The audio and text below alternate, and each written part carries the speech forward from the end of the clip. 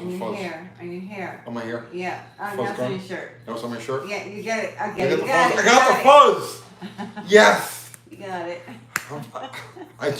I had to get changed. The reason why we're late is because I like before we do the live, I like to go out and just take a little scoop of the Your hair looks motorcycle. a little damp. Just a little bit. So I got out of, I don't know, it was like 6-7 miles away, and it just downpoured like crazy, thunder and everything. So I pulled into a gas station. I thought, okay, I'll just wait it out for a little while, and then it slowed down to a drizzle, and I was like, okay, that's great. Let me ride home in this thing.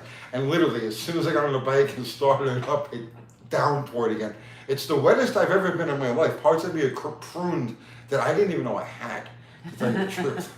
So, Hello, Mexican Spec, Nick Bruni. what's happening, guys? Okay. Yes, it's Winnie's birthday. It's Winnie's birthday. 1 year ago today. But she's amazing. She's awesome. She was a little, when we first saw her, I guess, how old was she? Oh gosh, she was only like 2 weeks old when we first saw her. She was like a hairy little sausage in a bucket. With hair. Yeah. No, they were in a barrel. It was a bucket. Big blue barrels that had a cutout in it. Yeah. Yeah. She was born in a barrel. Yes.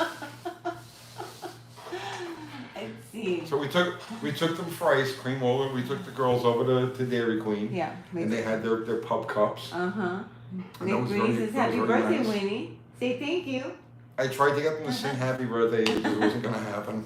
Let's see. Dickie Frawley's here. Go Makiska. Let's see. Fubar. Fubar! Belly Garage is early for once. Well, we were late, so you're right on Yes, time. you're right on time. Let's see. We're all late, right? What time is it? Loud Pipe Save Lives. It's, I don't know. It doesn't matter. Yeah, my phone is holding up the laptop. Let's see. I Mark. really needed a tang. No, don't make that face. I've been going since like 5 a.m. I know. So we both worked, Kathy especially worked at this agility thing. Trial. It was Yeah, a an trial. agility trial, is that what it's called? Yes. And today I was the leash boy. For like 2 hours. For like, Yeah. well, 3 hours. Were you there for 3 Yeah, I was hours? there 3 hours. Oh, nice. Yes. Good I was for the you. leash boy. So, you know, there's the agility ring and the dogs come in. So I have to stand by the gate, okay? Yeah. And then the person comes in with their dog, Uh-huh. and then they take the leash and they unceremoniously just throw it on the Well, ground. they take it off the dog first. Right. And then they throw it on the ground. They throw it on the ground. And then I have to wait until the dog starts doing his thing. Until you know, it makes the first jump. right. Yeah. Run! Okay, and the dog. They don't say run, Yeah. run. And then I have to walk all the way across the ring and put the leash down on a chair Yeah. so that when they're finished they can pick get it up the and leash put it in. on their Yeah. dog. and So I let was out the leash gate. boy today. Yeah, run dog, run. Yes, that's Run. what they say, Joe. Run, spot, run, jump, Exactly that. jump, spot. That was great. I had a lot of fun. It was pretty Did cool. you have fun? I did. I enjoyed it. I enjoyed Somebody it. get Tony a coaster for his water glass. I have coasters. I do. You can make me get up? Nah. Kat, I'm exhausted. she Like, I exhausted. She literally, worked- I worked all day. She worked like 12 hours Yeah. yesterday Then the day before. and the day before. And then however many today. Yeah. But I did like 3 hours. You did. And Yeah. I thank you for that because that's the only break I had. David Bird says, evening, lady and gentlemen. Evening. We're going to talk about cars sometime today, right? I mean, yeah. I mean, why not? I think so. It's Sunday. We can talk about anything you guys want. You Not name it. anything. Yes, anything. Well, come on. What Yes, happened? leash boy. Tony was the leash boy. I was the today. leash boy. Nice shirt. Yeah, that is a nice shirt. It's new, right? This is. Probably. Yeah. Probably. Let's see. Oh, maybe it was tap. I don't know. He's talking about something else. Dino Machino. What's a name? Dean Stevenson. What's up, Dean? What's happening, Dean? Let's see. Shoehorn Jackson says, Cappy, what was Tony's pickup line when he met you besides stick with me, kid, and you'll be farting through silk? What? Is that it? You never said that to me because I never speak to you again. I'm snooty when it comes to things like that. What the hell did I say to you? I don't remember. I don't remember. No You clue. were gonna look for a car for me because you wouldn't sell me yours. The way we met was I pulled into her father had a gas station, and it was like a family business, so the whole family worked there, and Yeah, I had to work there, pumping gas. so I pulled into the gas station, and her mom came out. No, was it your mom? Louie was there, and my mom was there, but I pushed my mom outside to ask you if it was for sale because I wasn't coming out to ask. Oh, right. I So was very shy. so I her didn't mother talk to came over anybody. and said, my daughter wants to know if you want to sell your car. Yeah. And I says, no, it's not for sale, but I want to meet your daughter. And then and so Lucky me. lucky you. Lucky me. Here you go. Right, 7,000 years later, here we are. Here we are. Yeah. So what did you say to me? Who the hell remembers? Oh, you asked me. I remember you asking me, do I want a big block or a small block? And I didn't know what you meant by that. And all I could picture was like a cement block in my head. But I was also like 15 years old. Yeah, she was like 15 when I was a baby. Yeah. But I had $800. Which could have bought a really nice Could car have in bought a really 19 nice whatever the hell year Charger that was. or whatever. I had $800 saved up, and I knew that I had wanted a car because I needed to be free. Yeah. As fast as possible. So I thought, okay, if I get a car and I just work on it, and nobody will talk to me then, I can just work on my car and be left alone. You wanted a Mustang. Yeah, I did go look at a Mustang. I looked at a 65 Mustang. Hang on. Go on. Go see what's going on. Go on. Go see. Go. Okay.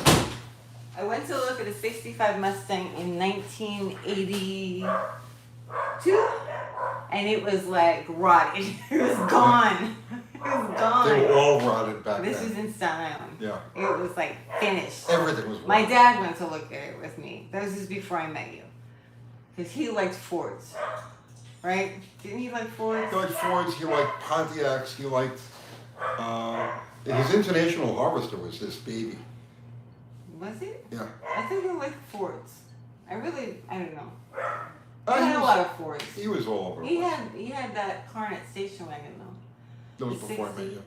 Yeah, well I was a baby. So it was like a 67 green Carnet station wagon. So she came out, she looked at the car, I looked at her, I says, gas ass, or what was that? No, you didn't say anything grass, like that nobody to me. rides for free. That was not And happening. she was like, woohoo, let's go, big Oh, boy. absolutely And she jumped in the not. car, and we took off down the road. No, that's not The what sun happened. was setting. It was crazy. Yeah.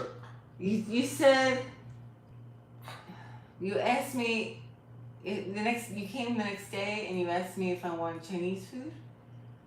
And we went to Ho Wop in Chinatown. That's right, I took her to the city. And then you said my brother gets concert tickets. You want to go see the Who? And I was like, okay. And we went and we saw the Who at Chase Stadium. Oh, But it yeah. was like in October. They- We met in August. See, now there's some classy stuff, guys. Very classy. Just a year later, Kathy could have got a new Monte Carlo SS. Laugh out loud. Well, not for $800. That was all of my money from the time I was like a baby. Let's see. What is the story about the safety dance? Oh, well, Kathy was the blonde in the video. No, it Well, wasn't. yes, you were. Come on, don't be so mysterious here.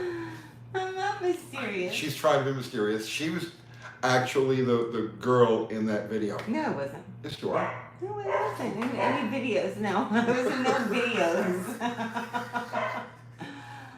John M says first date, the Who Keeper. It wasn't exactly our first date, but that broke the ice. And then the concert wasn't for like another 2 months. I don't remember. I have the ticket stubs. I don't. Still. It's all a blur to me. I don't remember any of it. The Who at Chase Stadium in 1982. I've had so much For like brain trauma, $16 a person. which was big bucks back then. Oh yeah. But I've had so much head trauma between then and now that I honestly don't remember. Like my memory is like just in chunks. Chunks, that's okay. Chunks. Some things I remember. Yeah. All right. Carnitas says, Uncle Tony, in your opinion, what is the best sounding muffler for a 318? Oh, I mean, you're talking about just a stock car. I like the sound of glass packs. I know everybody likes the sound of, like the Flowmaster. That's like the modern sound. I like the sound of a glass pack on a relatively mild engine. Um, that's what I would go with. Just a generic glass pack. Dave Smith says, can you talk to us about pinion angle with automatic transmission versus 4-speed or manual? I shoot for 3 degrees regardless. Pinion angle, in my opinion, pinion angle is that 3 degrees down is about right. The difference is where you're on your pinion snubber, automatic versus manual, and tire type. So, like for instance, if you have a hard sidewall tire, you don't run a pinion snubber. If you run like a drag radial, you don't run a pinion snubber. If you're running a slick, then you set the pinion snubber height depending on application. Okay, so let's see. Is the duster gone yet? No, no, It's not it's gone. not. It's still out It's still there. Whoever won decided they didn't want to go Immediately. through it. Immediately, right? Yeah. So Immediately. we're gonna relist it And block and block certain people from whatever his name. Yeah, this guy had like no history. He just made his account. He just made his He account. bid at the last minute, and then he sent a message saying he wanted to cancel. Right. So it was just somebody. shenanigans. Yep. Yep. It's okay. We do it again. So there's something where you can put. They have to have a minimum number of purchases. Yes, which we didn't bother. Yeah, because we're busy. Yes. What was an oversight too? Yeah, they didn't think about it. Let's see. Good evening to you twos, Randall Munson says. Good evening to you, Randall. Good evening, Randall. Let's see. Dada says, I love glass packs for being relatively silent until you floor it. Then they are loud like I want them to be. Yeah, they give a relatively, they give like a stock motor a nice deep tone. I'm sorry, I was taking a sip of water. That was the loudest sip of water I have ever heard. Sorry, everybody. If I knew you were going to sip water like that, I would have left you at the gas station. Really? Yeah. Yeah. Hindsight's 20/20, right? Excuse me. I drank loudly. Let's see. Tony, tell a bus story. Next. Bus stories? Power lock rebuild tricks? None off the top of my head. No? Tricks? No.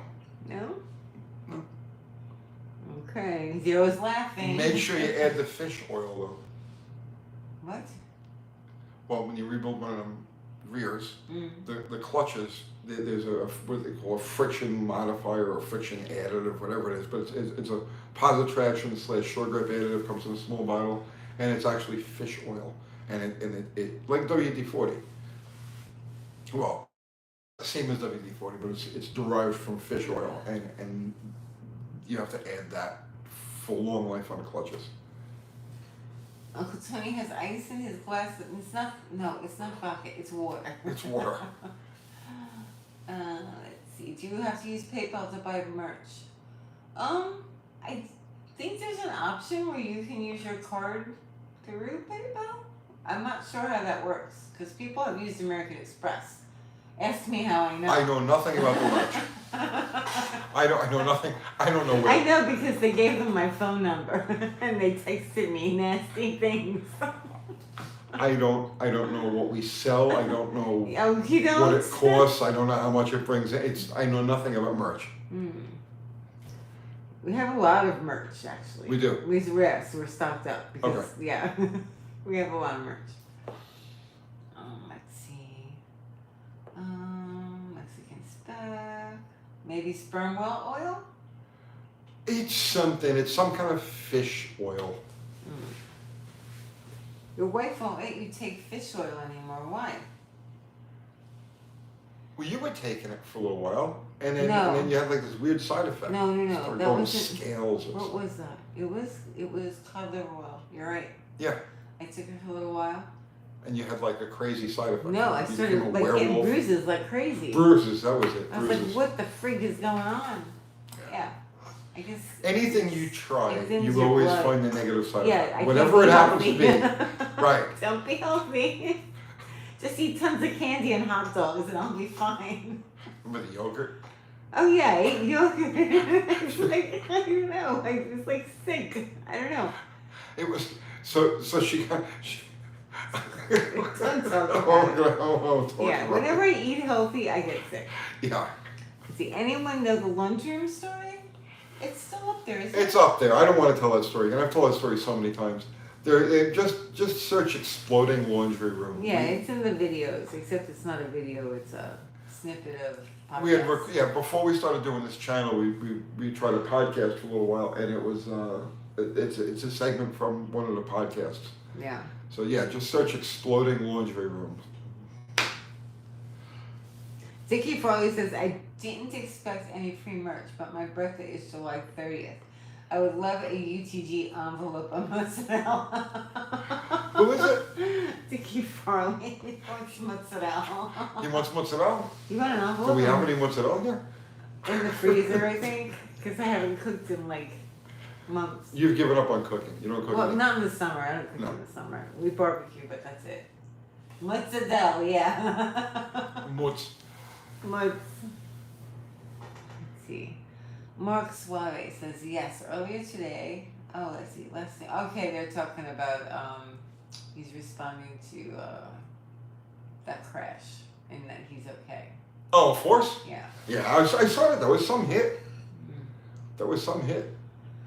Let's see. Anthony P says trying to find a 10-inch 3500 stall converter for my 7340 Duster 904 Trans. Everyone says they're on back order. 904 converters always seem to be on back order. I can't help you with that. Let's see. Q Mark says, hey Tony, any experience with the turbo Chrysler K cars of the mid 80s? I've got a chance to buy one that's pretty clean for cheap. Should I? Yes. 5-speed 86 Daytona Turbo Z. Yeah, I did a drag test on one of those. Can you get parts for that though? So I think you can get parts for it. So this is, I was doing cars. Oh no, you can't get parts for it. You can get engine parts. Engine parts aren't a problem. The problem is the computers. You can't get computers for those things. Because we were going to use one for instead of bottle rocket. Or are we going to buy one of those? Originally, yeah. But I did a drag test on that. It was a '87 Daytona Z. I blew it up on the way to the photographer's house. It was actually the first CV joint I had ever. Like this was all like the whole front wheel drive thing was really just getting started, and it was my first exploded CV joint. Scattered it all over the ground. In front of Neil Van Opry's, or right before I got to Neil Van Opry's house. The pictures we took, so I tell the story like 40 years later, right?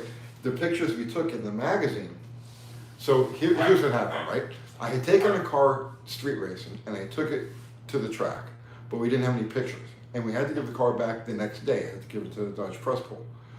So I was on my way over to Neil Van Opry's house and I was going to pick him up and we were going to take it out to Fountain Avenue and get our action shots for the magazine then. I had already raced the car. I already knew exactly what it was going to do. I knew, So make a long story short, I power shifted second coming up his street and I blew the CV joint out of the, blew the CV joint and I cracked the transmission, the case, but I guess maybe it whipped on its way out. So, at any rate, make a long story short, we had the magazine story done, it was written, it was finished, and we had no pictures. So what we did was he had an overpass near his house, and we pushed the car to the overpass, and we had all of our buddies come by with their hot rods and do burnouts next to the car. So we faked all of the pictures that are in that drag. Do we have a copy of that anywhere? Oh, I don't know. Which magazine was It was Cars Illustrated. it? Right, but which And then it was reprinted in Mopar Action, or High Performance Mopar. So yeah, if you come across that, if you come across the drag test we did on the Daytona Z, the story is 100% true. Whatever I said there was exactly 100% true, but the pictures are all faked. I don't know, so I have to look for that. I don't know. So are you saying to drive a Daytona Turbo Z slowly, right, Tony? Don't be power shifting it like often. they come apart like that. Okay. But it ran really good and it was a fun car. I looked into, so I was thinking about picking up, okay, before we started with Bottle Rocket, I had a line on one of those cars and we were gonna do that one. And then it fell through for whatever reason, I don't remember. I You pumped decided out. you wanted more money for it. Yeah, I made a deal with the guy, right? Yeah, it was a bad deal. Yeah, I made a deal with the guy, like we shook hands and I was going there to pick up the car. And when I got there to pay him He for was the like, car, it was like, no, I don't want to sell it at that price. no. Yeah. And we made a deal, right? Yeah, no. No, and he doubled or tripled the price, whatever it happened to be. So I said, screw you. And then the next day, on the way to, I don't remember where it was, but I intercepted Bottle Rocket on its way to the scrapyard. So, but a few years ago, like 3 years ago now, I was looking at one. It wasn't a Daytona. It was a Charger, a Shelby Charger, turbo Shelby Charger, and evidently the ECUs for those things are like unavailable. Nobody rebuilds them. You can't find them. There's all kinds of issues with that. Or at least there were when I was looking into it. So I was like, okay, done with that idea. Riley's Junkyard and Petting Zoo says Tony Muncie versus Super T10. Flip a coin. I mean, they're both good transmissions. Well,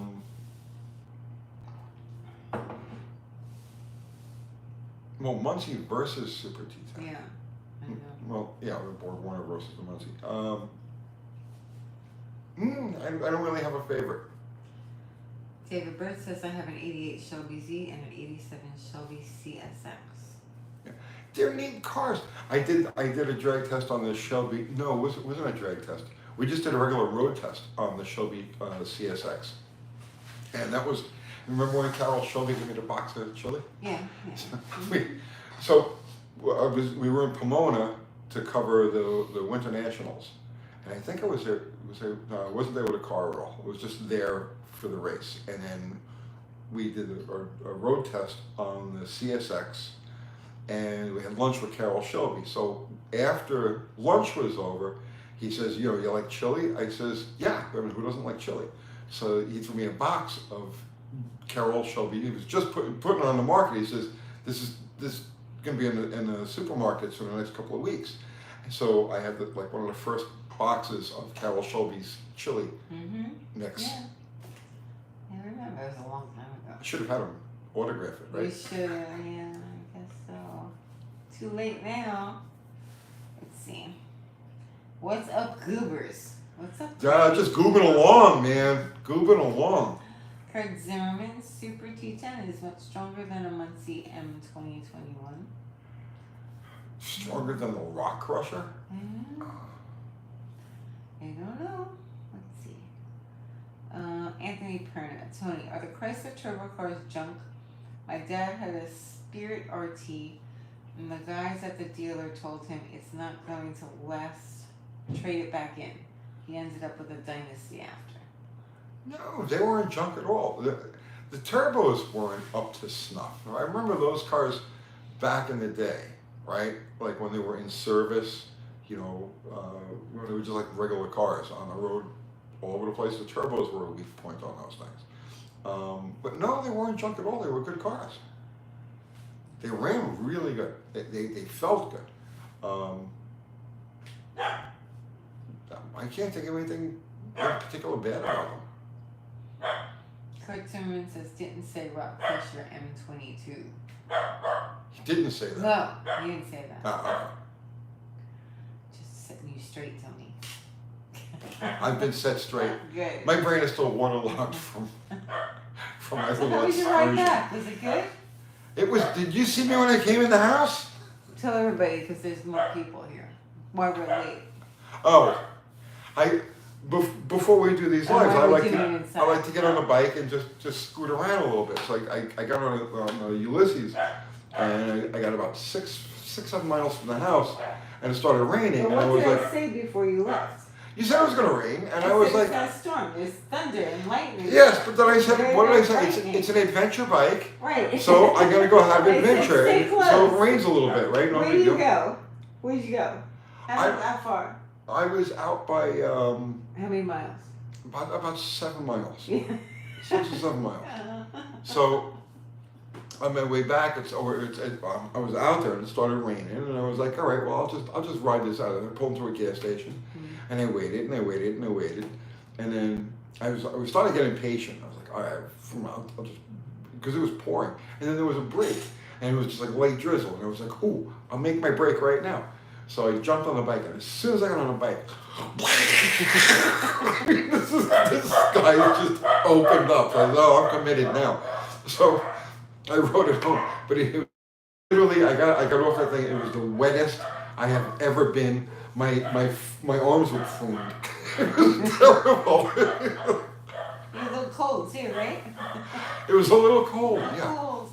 Well, it wasn't cold till I walked in the Yeah, house. when you walked in. Yeah, the air conditioning just bad, really bad. And at least barking. Oh, good. Yeah. Good. That's awesome. Let's see. Sorry. I have something to call You all my right? throat. Yeah, hang on. Give me 1 second. Oh, sorry. I hope it's not like a comb or something. A what? A what? A comb? A comb? Yeah. No. A digital shed carver. Cars always reach the point where inertia and gravity cancel each other out, but that may involve medical help. I don't know what he's talking about. He's right though. Yeah, you're correct. I have no idea what he's referring to, but I'm sure he's right. Mm-hmm.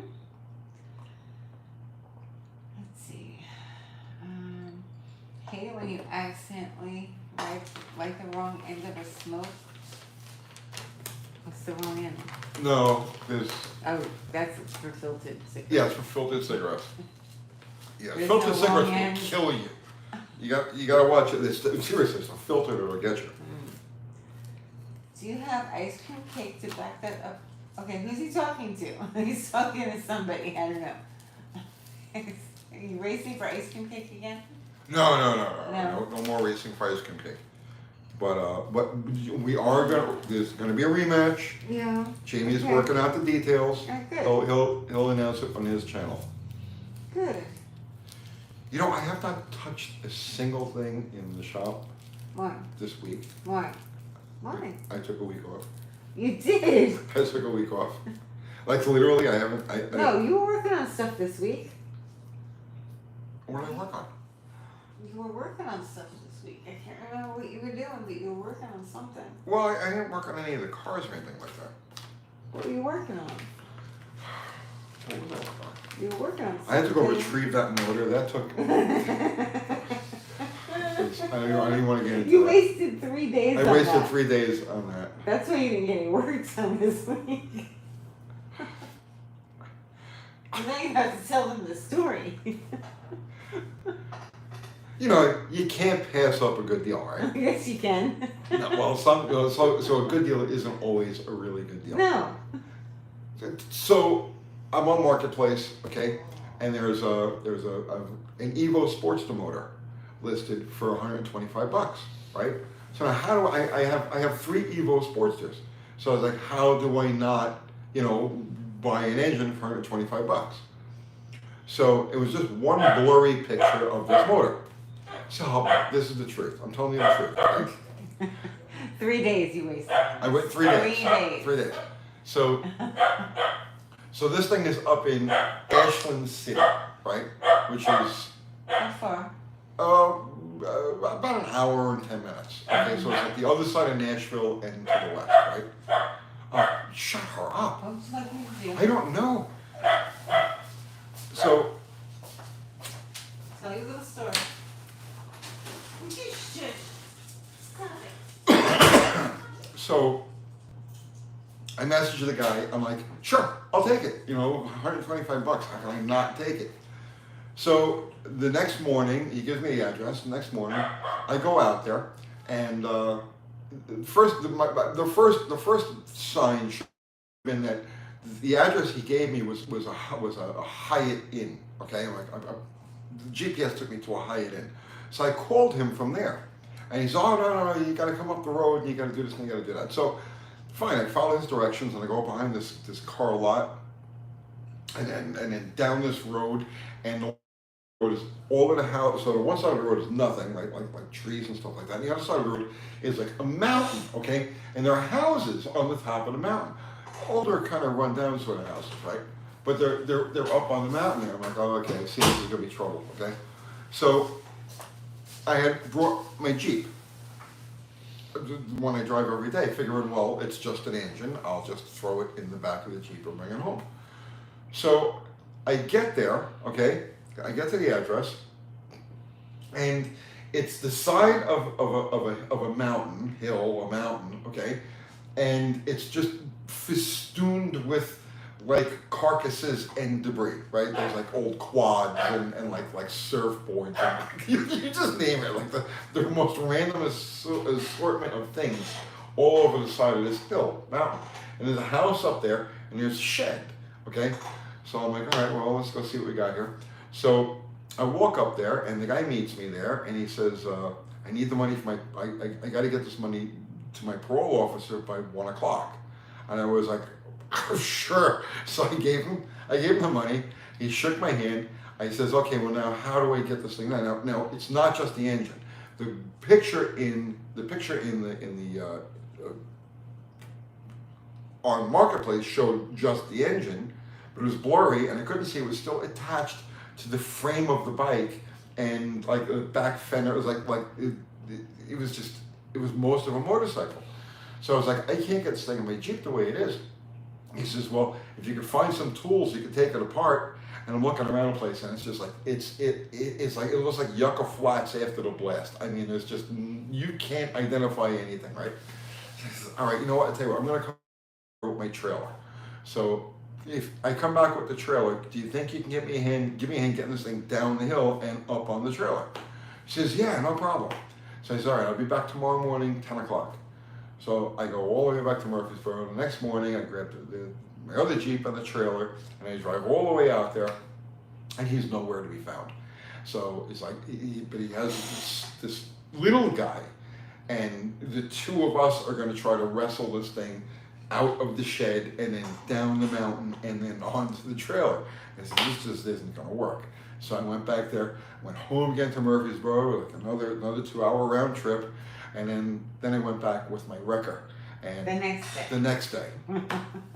So with the wrecker, I was able to get all of the line out, and it reached to within like 30 feet of the bike, and then I hooked a bunch of tie downs to it, ratchet straps to it, and I was able to drag it down the mountain through the debris. You really worked with it. I worked my balls off for that thing. 3 days. It was 3 days. That's why you didn't get anything done this week. You're trying to get the bike off the mountain. Okay, so you have a super chat. Oh, thank you. Ryan T says, hey Tony, any insight or suggestions on learning more about track prep and or traction compounds? All right, say that one more time now. Okay. Any insight or suggestions on learning more about track prep and or traction compounds? Any experience or stories related to focus on prep?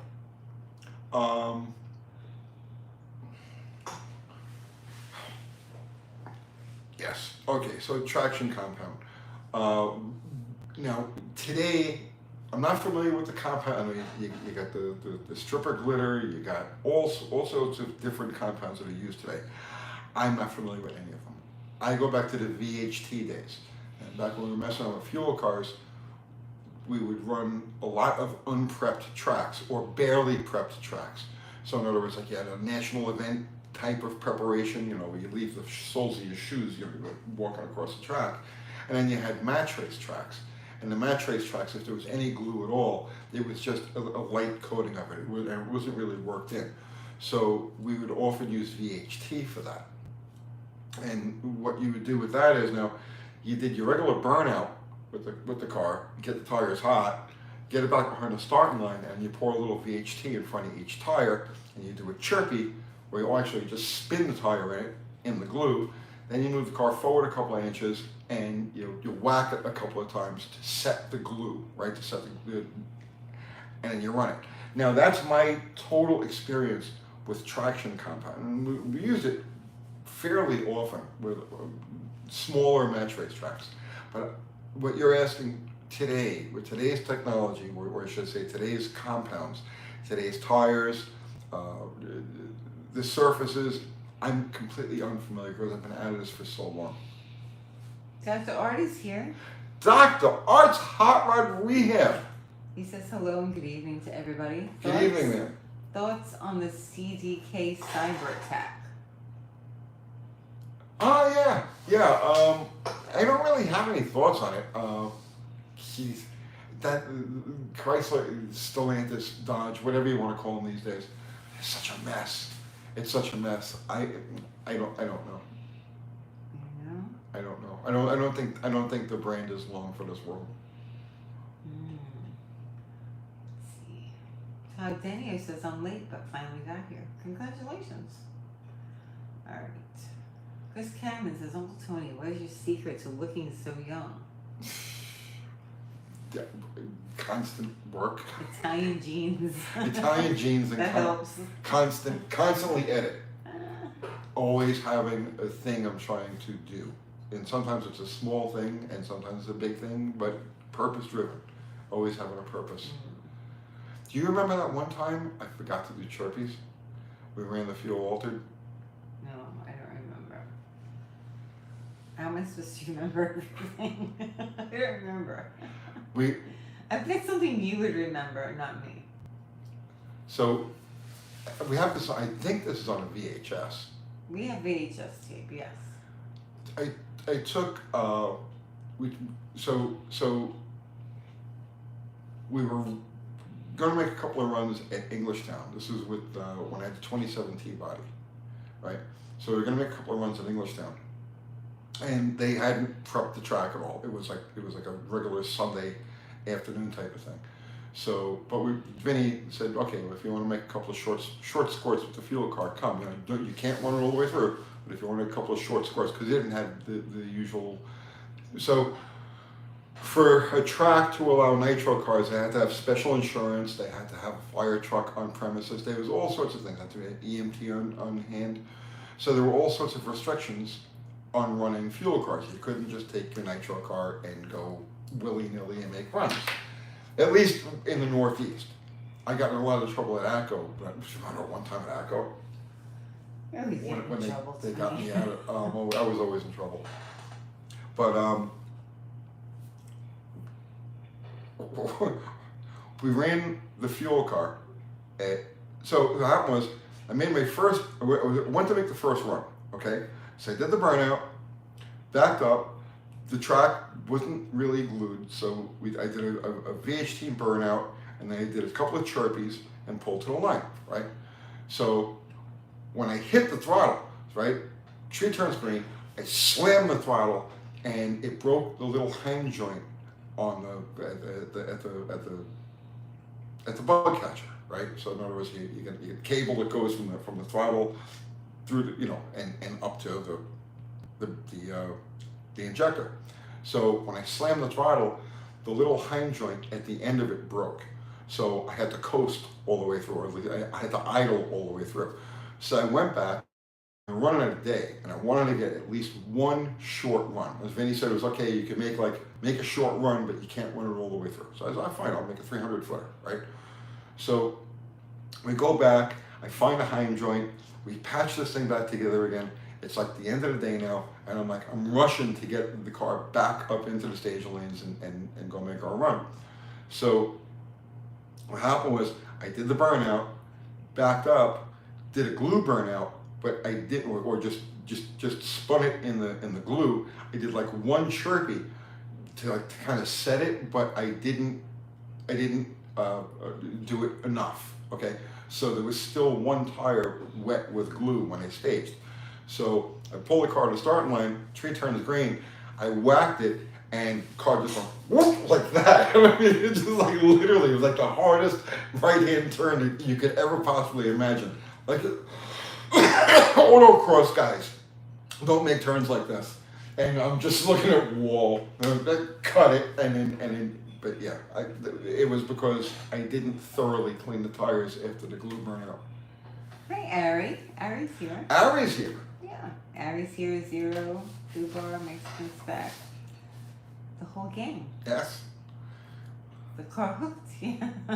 It hooked, no, one tire hooked in. Let's see.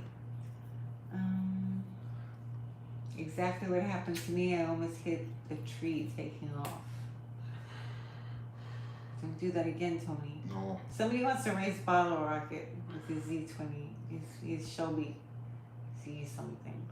I don't know. Cool. Lots of people want to. Lots of people want to things. race Bottle Rocket. Sorry. If I know you, I know Yeah. your car. Sure, Right. I'll race you. I don't Yeah, know he you. I just don't know doesn't your race car. everybody. I would be an Yeah. idiot. Right. Except to call out from some random guy. Yeah. Okay. Philip Reed sent you a super chat. Thank you, Phil. Oops, hang on. Oops, hang on. What happened? Oh, my scroll. I can't use my left hand. Okay. Have you ever seen any of the Lincoln Mark series turned into dragsters? I'm thinking of restoring. If restoring doesn't work out, time to get 2 tons flying. I can't ever recall seeing that. I mean, I'm sure it's done. People Yeah. drag raced everything. Mm-hmm. Do it, man. Do it. I Yeah. tell you, that'd be a cool car. Tony, are the PTs bad cars? I don't know. I never really got. They're a pain in the ass to work on. The way they've got. I know I did a timing build water pump on one. The way those cars are packaged, the way the front tapers in like that. I remember that being particularly like a real pain in the ass. But other than that, I mean, it's freaking. It's a cloud car. What? They used to call them cloud cars after the K car. Oh, they said clown car. No, cloud car. Cloud. Oh. I'm afraid to take a drink now because you say I drink loudly. That was a loud gulp. I'm really thirsty. It's very quiet in this room. It is. It's very quiet. The dogs aren't barking. How do you get my stuff? I don't know. I gave him a cookie as the cool it down. The only one that's trained is Winnie. I know. The other ones are berserk. Alright, let's see. They're talking to each other. Talking about blueberry pie. Dada wants to race you with his moped. D-Truth, Tony, just picked up a 2001 Miata. Any thoughts on that? I was really into the whole Miata thing for a short period of time. Like it was all about the Miata. I know when we did the Slane 6 one.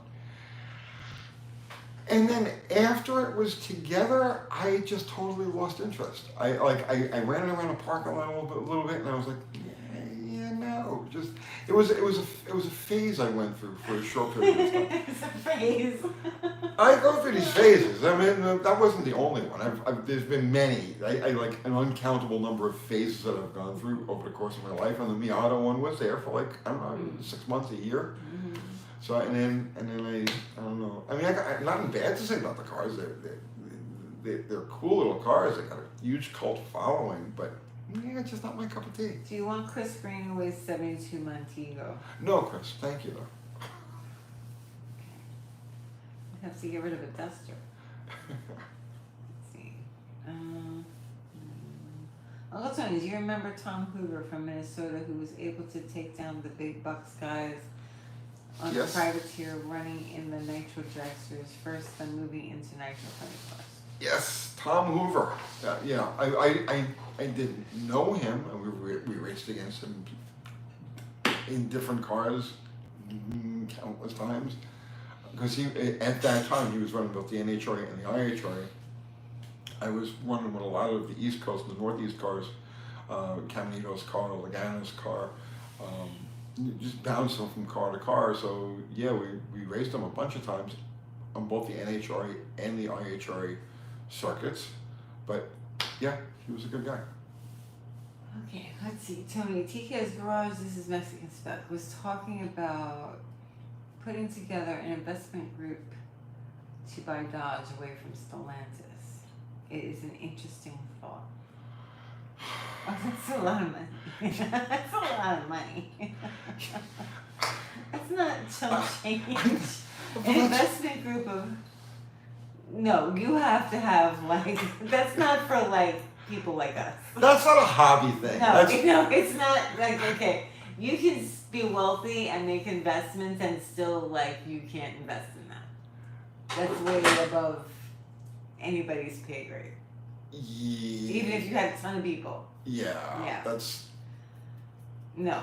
I wish him luck with it. Right, yeah, I wish good him luck luck. with it, but that's definitely not happening. something I would, no. That's something I would get involved in. Count me in for $50. See, this is Curtis Randolph.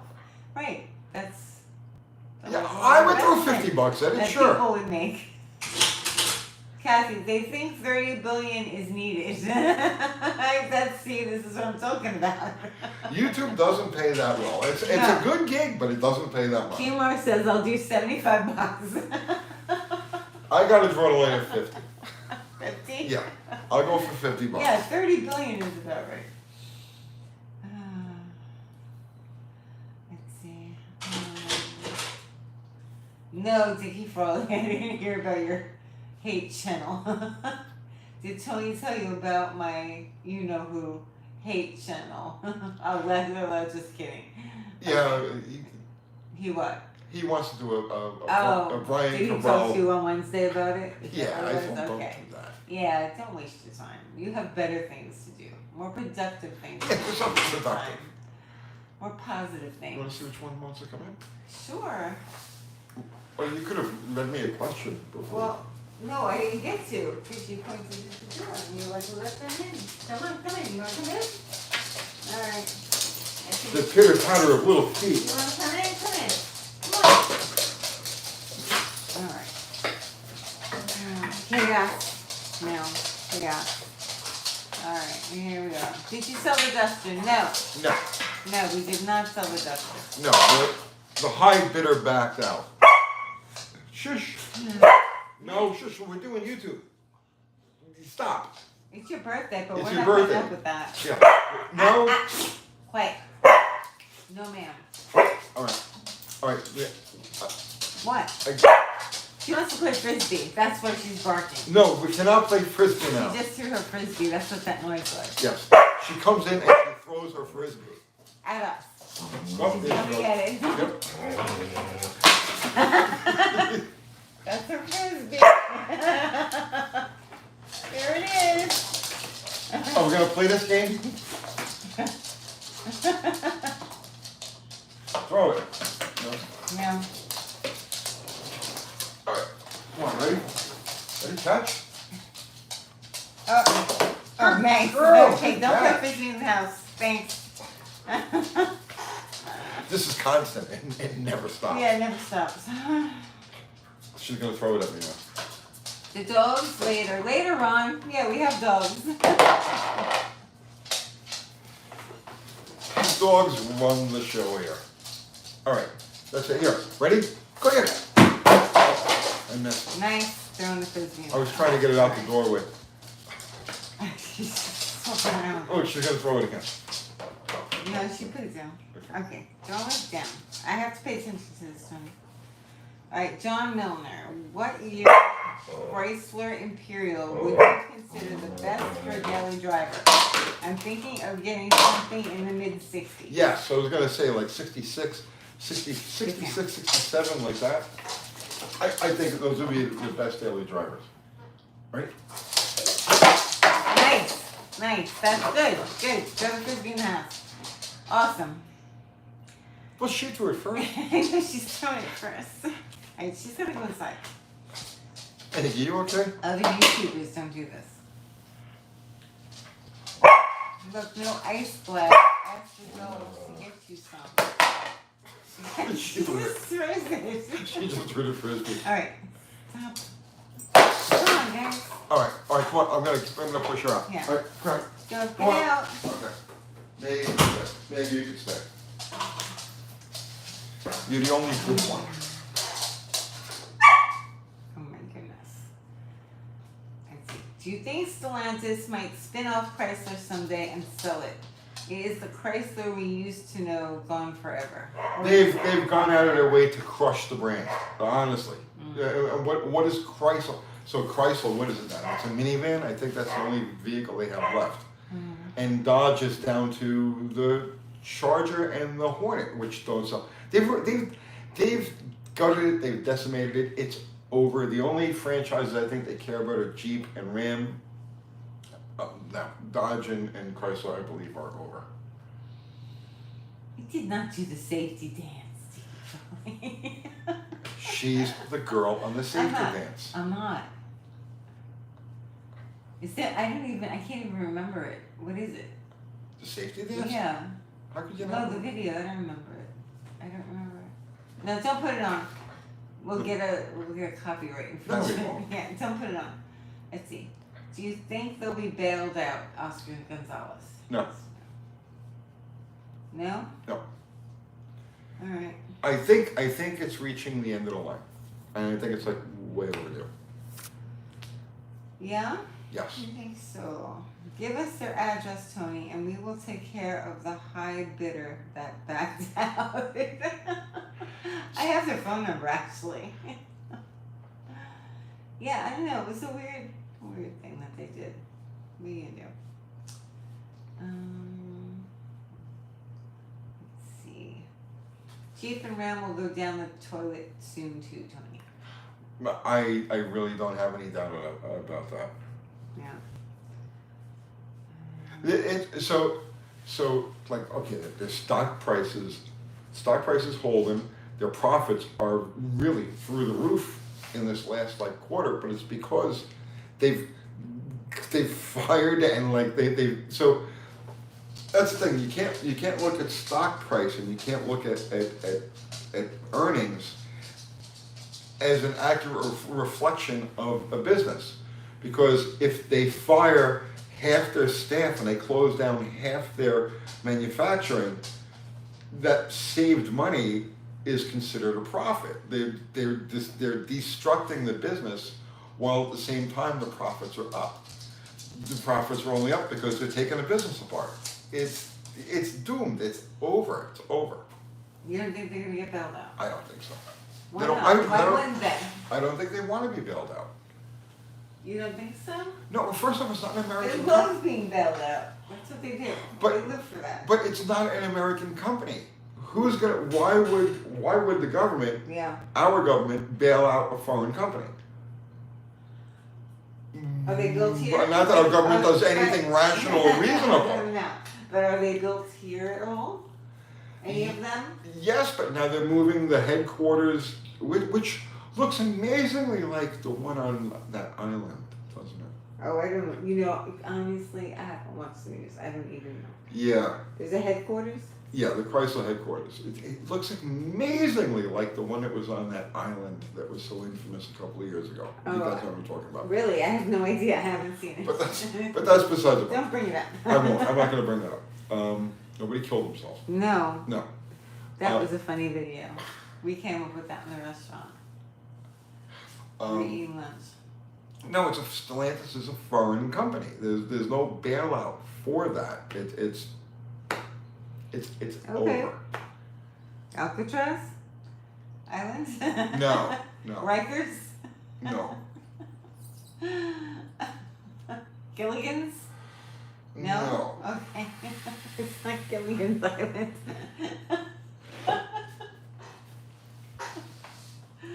Alright.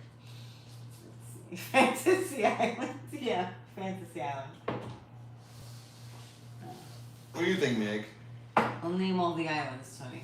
Yes. Let's see. I will pay for the duster in Canadian dollars, but that would be a boot $5 US. I'm sorry you live in Canada. We're gonna be listed tomorrow. Yeah. Yeah, that's it. Fantasy Island, right? Guess you're clinging to the past then. Who's clinging to the past? People that are clinging to Dodge and Yes, the brand. yes, you're absolutely clinging to the past. Absolutely. There is no resemblance of the current Chrysler Corporation to my Chrysler. You know, it's you're clinging to an idea. What would Lee Iacocca say? Oh, he wouldn't care. He wouldn't He was care? a businessman. He didn't really care. He did a good job, though. He did a great job, but he did a job as a businessman. Right. It's not like he was loyal to Chrysler. Yeah, but Corporation. Chrysler was He going down the tubes then. Like, really, like on the verge of, like, Yes. being done. Oh, it was over. Yeah. It was over, but it was still an American company. Right. Yeah, So- but they were really, like, in the toilet. Yes. Yes. What year was that? 1984, I want to say. 84? Yeah. 1983, 1984, something like that. I Something think it was along those earlier lines. than that, wasn't it? Well, they were on the ropes in the 70s. Chrysler. Didn't you buy, when they were in trouble, didn't you go buy Chrysler stock? You were like 18 or something just to try and save the company? You did. Yes, I did. See, that's why people are talking about buying a $30 billion company. But you did go buy Chrysler stock. yes, Do you I still did. have it? Oh, God, no. It's long gone. You don't have, imagine if you still had it? It would be worthless. Oh, okay. It was like Not that it was $50 or something, right? Oh, yeah. When I said more Chrysler stock, Yeah, you were young. Yeah, my old man he used to do all the markets. He was all over the markets. He was all about the markets, and they gave him like $50, and Chrysler was like $1.20 a share or some shit like that. I forgot about that. Yeah, You tried to save them. I figured if everybody did their part, Tony single-handedly saved Chrysler. Yes, triple it, right? Maybe you did. Maybe they needed that $50 to put them over the top. it could have been. That might have been the last thing they needed for the minivan, Right. which is what saved them. Right? Yeah. Hilarious. Let's see. They're talking to each other. Let's see. 2030 what? Yeah. It seems to be a number. Chrysler and Fiat wants to build airplanes for Republicans. Is that what they want to do? Dada says. I don't know. No, they want. I think that they're posturing to be bought by a Chinese company. I think that's what they're trying to do. I think they're moving production to and operations to South America, Mexico. They're basically taking what's left of Chrysler out of the United States, and I think what they're going to try to do is find a company like BYD or something like that to buy it as a package. I think that's what's going on. Because what they're doing is they're making the company more internationally affordable. Or does it make any sense? In other words, if you move everything to South America, you're reducing the overall cost of operating the business while you maintain the business. At that point, now you find a buyer and you say, look, we're all set up. Who are they selling cars to? What's that? Who are they selling cars to? What do you mean who they're selling cars to? I'm sorry, I'm falling asleep. Yes, you are. I'm sorry. They're not selling cars to anybody. But there's all sorts of, definitely the quality control. I just watched the thing about, oh God, what was it now? The Grand Cherokee, not the Grand Cherokee, the Grand Wagoneer. These things are bricking themselves. How could they not? Right, They're not break how could themselves. they They're not? built to break themselves. Yeah, it's just a mess. Kiss it goodbye and move forward. Move forward to what, though?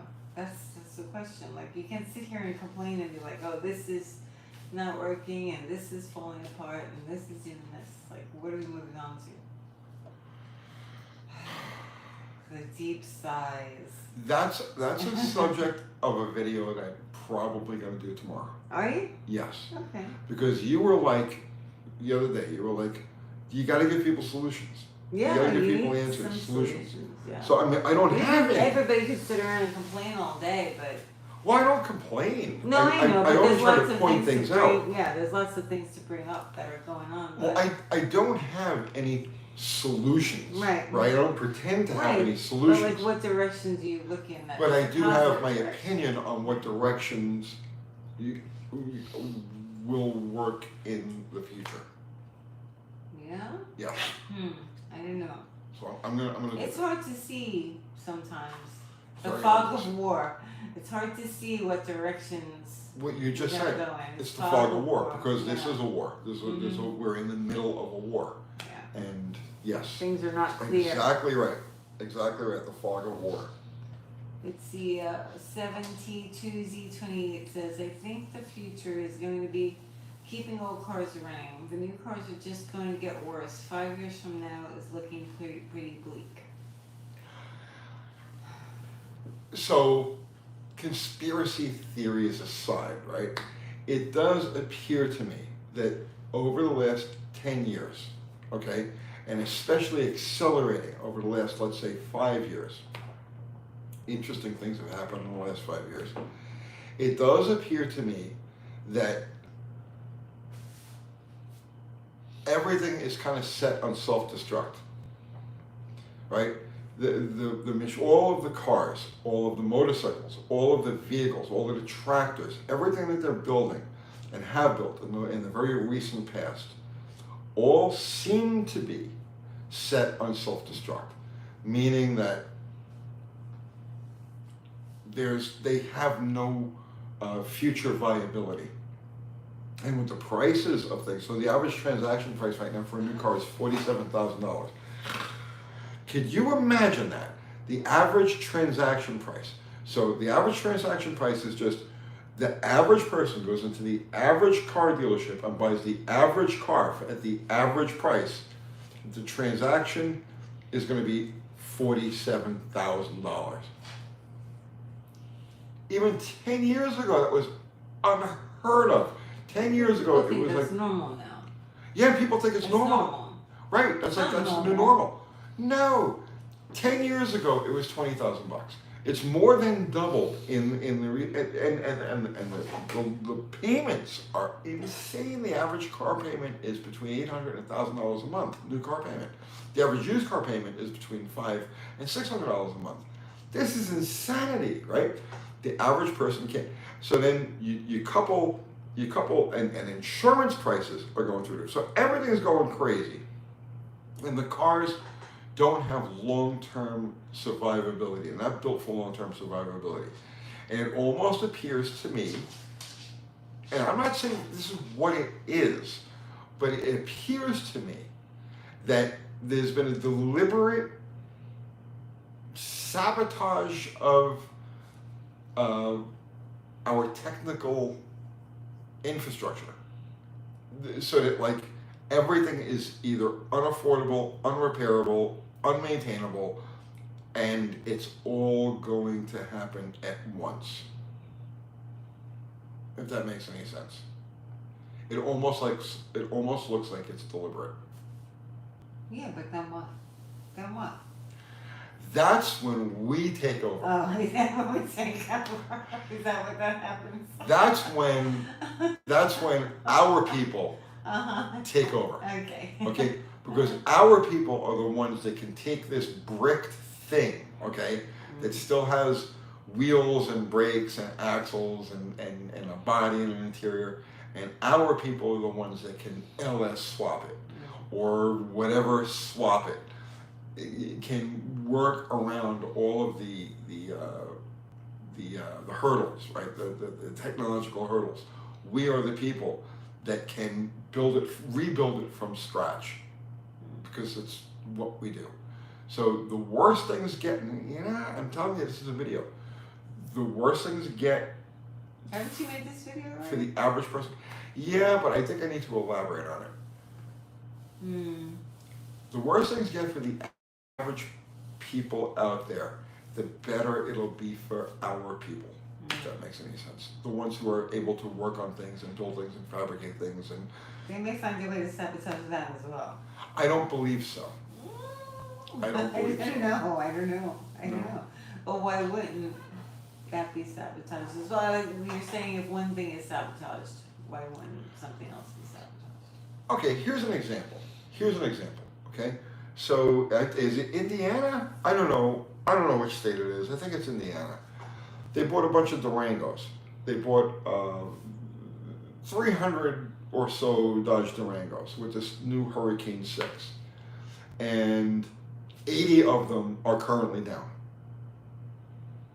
Okay, Did they buy them for state use? yeah, Is that what it was? Okay. for the police department. Oh, okay.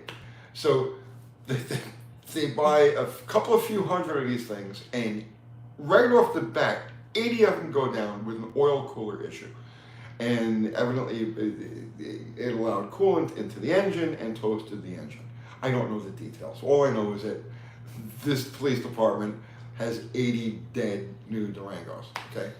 So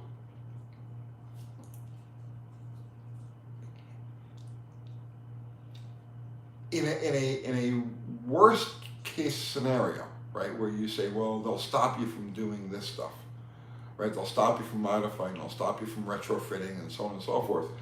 No, the agencies that would be there to stop you are the ones that need you the most. Right, to keep them on the road. Right, exactly. So when you get to this, that's common sense though, and that really doesn't apply to everything that's well, common sense doesn't You're apply. using common sense. Yes, but wait, listen to me. Common sense doesn't apply in the big picture. No. Common sense doesn't apply to the bigger governments, but common sense always applies to the grassroots governments. Right. So every volunteer fire department out there Right. runs on common yeah. sense. Every EMT service runs on common sense. Mhm. These things run on common sense. Every Right. fire department runs on common sense. So when as things devolve, as the technological implosion, which is happening now, it's not like it's going to happen, it's happening right now. As it gets worse, we're the people that'll actually be in demand. We're the ones who know how to make this stuff work. So you look at like the tractors, right? What's happening with tractors? Unrepairable tractors. How do you have vehicles tractors, for Christ's sakes? We're the people who can make them run. We're the people who can wire around and create different operating systems. The tractors are a problem because they're making them so that they can't be fixed. Yes, everything That's is like made a so it big can't be deal. fixed. No, but like tractors are kind of That is a big deal. The farmers, they really need their tractors. And that's why I'm saying it's like people are always like, well, the government will stop you from doing that. No, when you get to this situation where it's like you eat or you don't, the government becomes irrelevant, and the government's becoming irrelevant anyway. Like You're on YouTube. I know I'm on YouTube, so I can only say so much. But KJ Kylie says, let's hope they don't ruin the fast food industry. Yeah. I think Tony means the Wagoneer. Oh, did the Durangos not come with the Hurricane? What came with the Hurricane? They're saying that not the Durango. as far as I know, they were Durangos. That's the story that I Yes, saw. it's the Indiana Highway Patrol. Indiana Highway says. Patrol. Yeah. Okay. I mean, I think it's the Hurricane motor. It might be a different motor. It doesn't make any difference. They bought 200 some of them, and 80 of them are dead. Just Google it, and then you'll have the straight facts. Yeah, I'm not trying to give you the straight facts on like, okay, this part went bad. I'm telling you, like in general, yeah, they bought all of these new Durangos, and 80 of them are dead.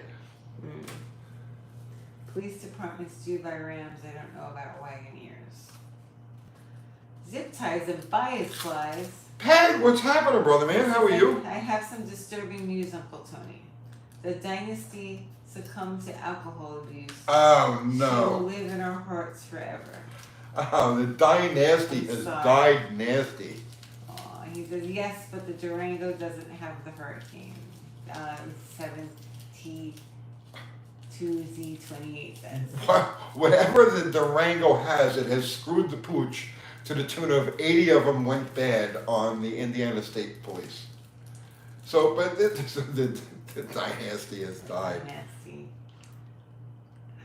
You put that thing to some torture though, bro. That is sent you super chat. He says, I have Thank you. proof of car inflation sickness. I bought a new leftover 30 thousand cab 2015 Grand Caravan for $20K because they couldn't sell it. Now it's 60,000 plus taxes. It's insanity. Total insanity. So Zip Tie says, haha, toughest car I've had in a long while, my friend. They don't build them like that anymore. This Stellantis product would have like self-destructed the first time you hammered on it. Does he still have snow up there? Of course he has snow up there. Probably. It's June. He's messaging us through his teepee, his igloo rather. His igloo. Yeah. His teepee. Igloo. Let's see. Let's see.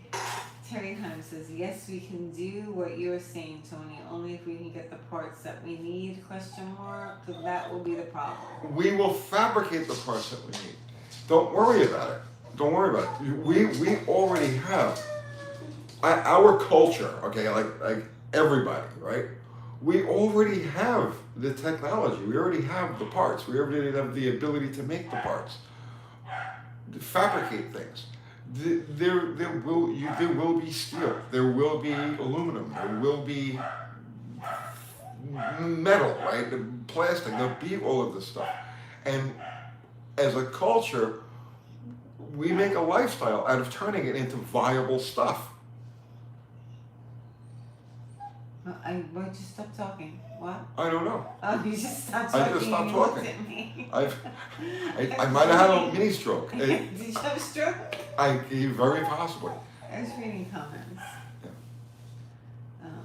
Let's see. Nobody's being political. It's not political. It's not political. I mean, you can talk about inflation and it not be necessarily political. It exists. Well, okay, so what I have noticed now, right? And this is important. This is important. Go ahead, you talk. It's June, right? Okay. What are you doing? Well, I need you here. I can't. What are you doing? So it's June, okay, almost July, and this is a selection year. You know, where they select who's supposed to be running, you know, the country, and there's nothing. There's crickets, right? There's no ads, right? Like the last. Oh, hey, Winnie. Yes. Did you come here to tell me what? Why? She's so excited. Yes. Say hi to YouTube.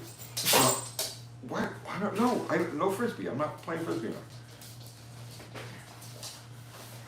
Oh, you got a banana. Yeah, I do. I'm hungry. I was just saying Yeah, go ahead. I'll Yeah. keep, when you're busy, I'll keep it. that it's June, almost July, Yeah. of a selection year, Yes. and it's crickets. Yeah, very quiet. Very quiet. So last year at this time, oh, not last year, I'm sorry, the last time this process happened, okay,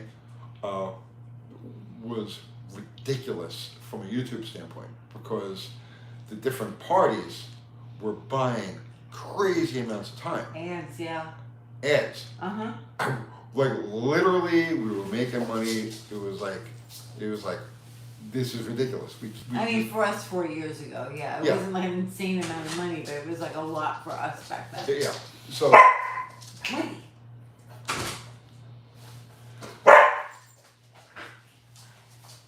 like we're talking the ad revenue was like obscene, okay, for that period of time, and now nothing. Come on. Come on. Come on. Come on. Yeah, I can't think when all of this stuff is going on. I'm trying. She doesn't want the banana. Lay down. So I think that is indicative of Lay the down. general state of the people's relationship with Banana? the government, You want and banana? Yes. I think everybody's burned out from the last one, and people are just like, it's irrelevant, it doesn't make any Nobody difference. cares anymore. Nobody cares. And I think, honestly, it's a good thing. Doggies are always the answer. Shush. Winnie. Play with your bell. Play with your bell. Yeah, good. You have to show them this. Yeah, go ahead. Show everybody. Get your bell. Look at your bell. Go get Winnie, get your bell. Yeah, ring the bell. Ring the bell. Come on. Good girl. Good girl. She wants a treat now. You have one. You don't have any treats. I've completely lost track of this whole life. We're talking about Tony it B anymore. says he's seen some political ads on YouTube, but not tons of them. No, that's there's you. nothing. Stop it, Winnie. Let's see.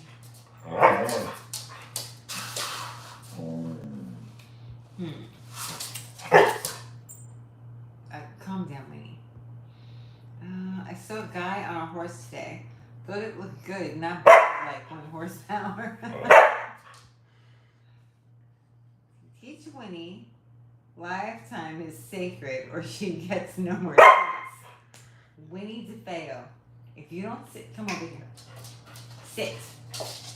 Stop. See, she's good with that. She just Good doesn't. girl. She's not good with this. Stay. No. Stay. No barking. Be good. I said be good girl. So you guys are dogs. It's her 1-year birthday today. Oh my goodness. She's driving me crazy. All right. Okay. I'm gonna go deaf. Yes. You're very loud, Winnie.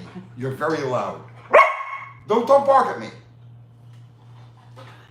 Alright. Okay, she has to go inside. I can't read like Okay. You need one of those bells, do you? Torino Elite? Okay.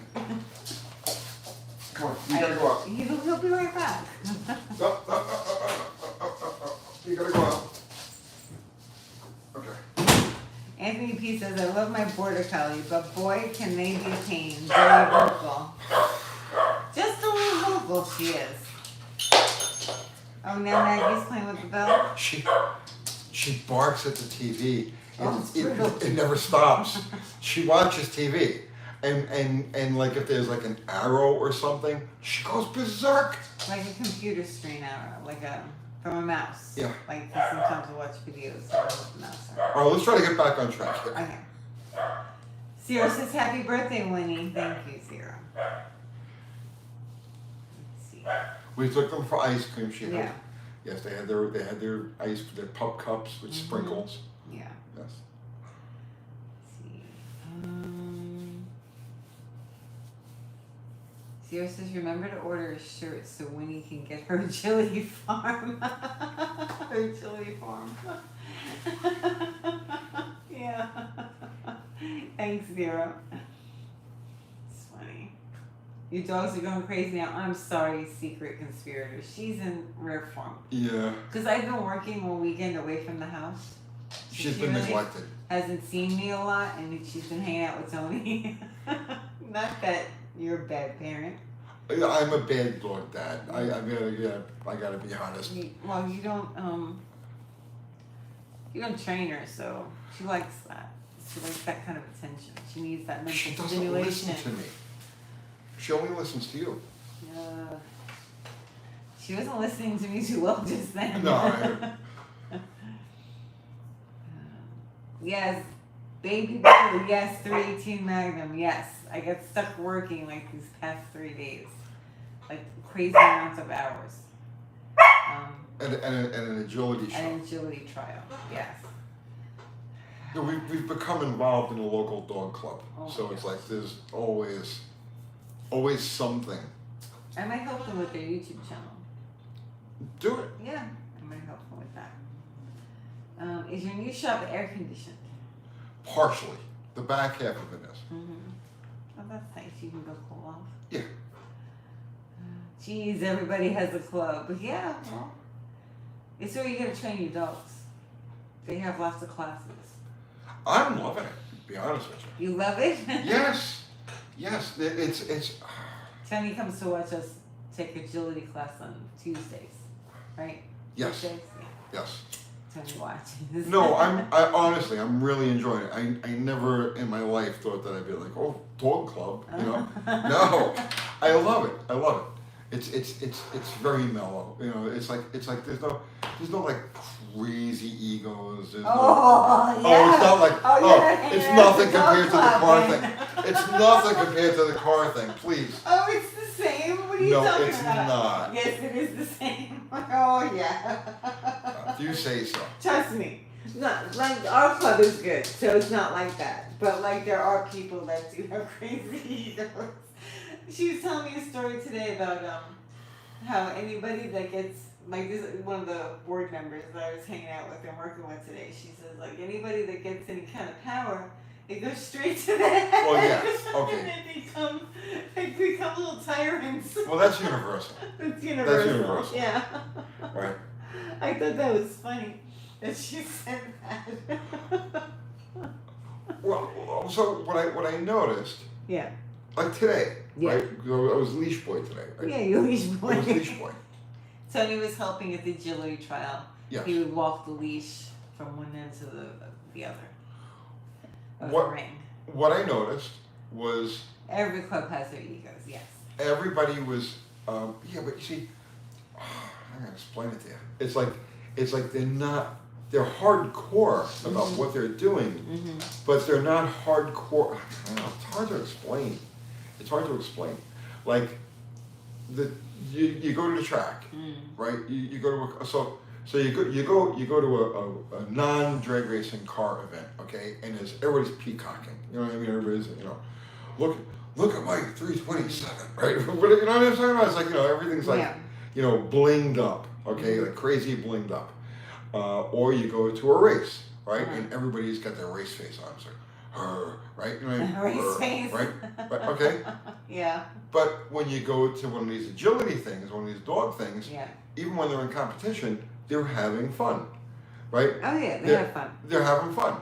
I don't see Except people. for when they get mad. They do get mad. Oh, a little bit compared to cars. No. No, I saw a couple people get mad. I see people out there running their dogs through the course, okay? And if the dog doesn't quite make it, nobody has a meltdown, nobody freaks out. Yeah, there were some meltdowns today. I That didn't you see a didn't see meltdown. it. I saw a couple. Really? Yeah. And I was like, don't do that. Yeah, I saw a couple of people not handle it very well. Oh, I saw people handling it very Yeah, no, there were for the majority of people did, but there were like 2 or 3 people that didn't. That one guy, right? That left an impression on me. He had this little dog, little tiny dog, okay? And he let the dog off the leash, and he threw the leash to me, and the dog started to go, and then the dog was just like, nah, I don't feel like it. And the dog is just wandering around, and the guy was like, he didn't freak out. Yeah. He tried to get. He's a high-powered national lawyer. Is he? Yeah. Oh yeah. He's like Okay. oof. Yeah. Well, whatever he is, right? Yeah, I didn't. He could work on a fruit stand for all I know, right? No, but that's probably why he has that demeanor. He's just like, okay. Yeah, he was like, okay. Yeah, you don't feel like doing this, that's All right, fine, that's fine. And he walked the dog to the thing, put the leash on it, and like there was no meltdown. You see somebody at the track and they have a problem with their car, and it's like, I got a problem with my car, it's not doing it, it's not doing it, right? No, for the most part, people are very good. These people are just there to have fun. A couple of people Yeah. that weren't happy. If their dog didn't do what they wanted them to do. Yeah, we do But too. I like it. Yeah, that's good. I like it. That's good. And yes, I was very happy just being the leash boy. Well, yeah. Nobody knew who you were. I'm not him. They're completely oblivious to you, Tony.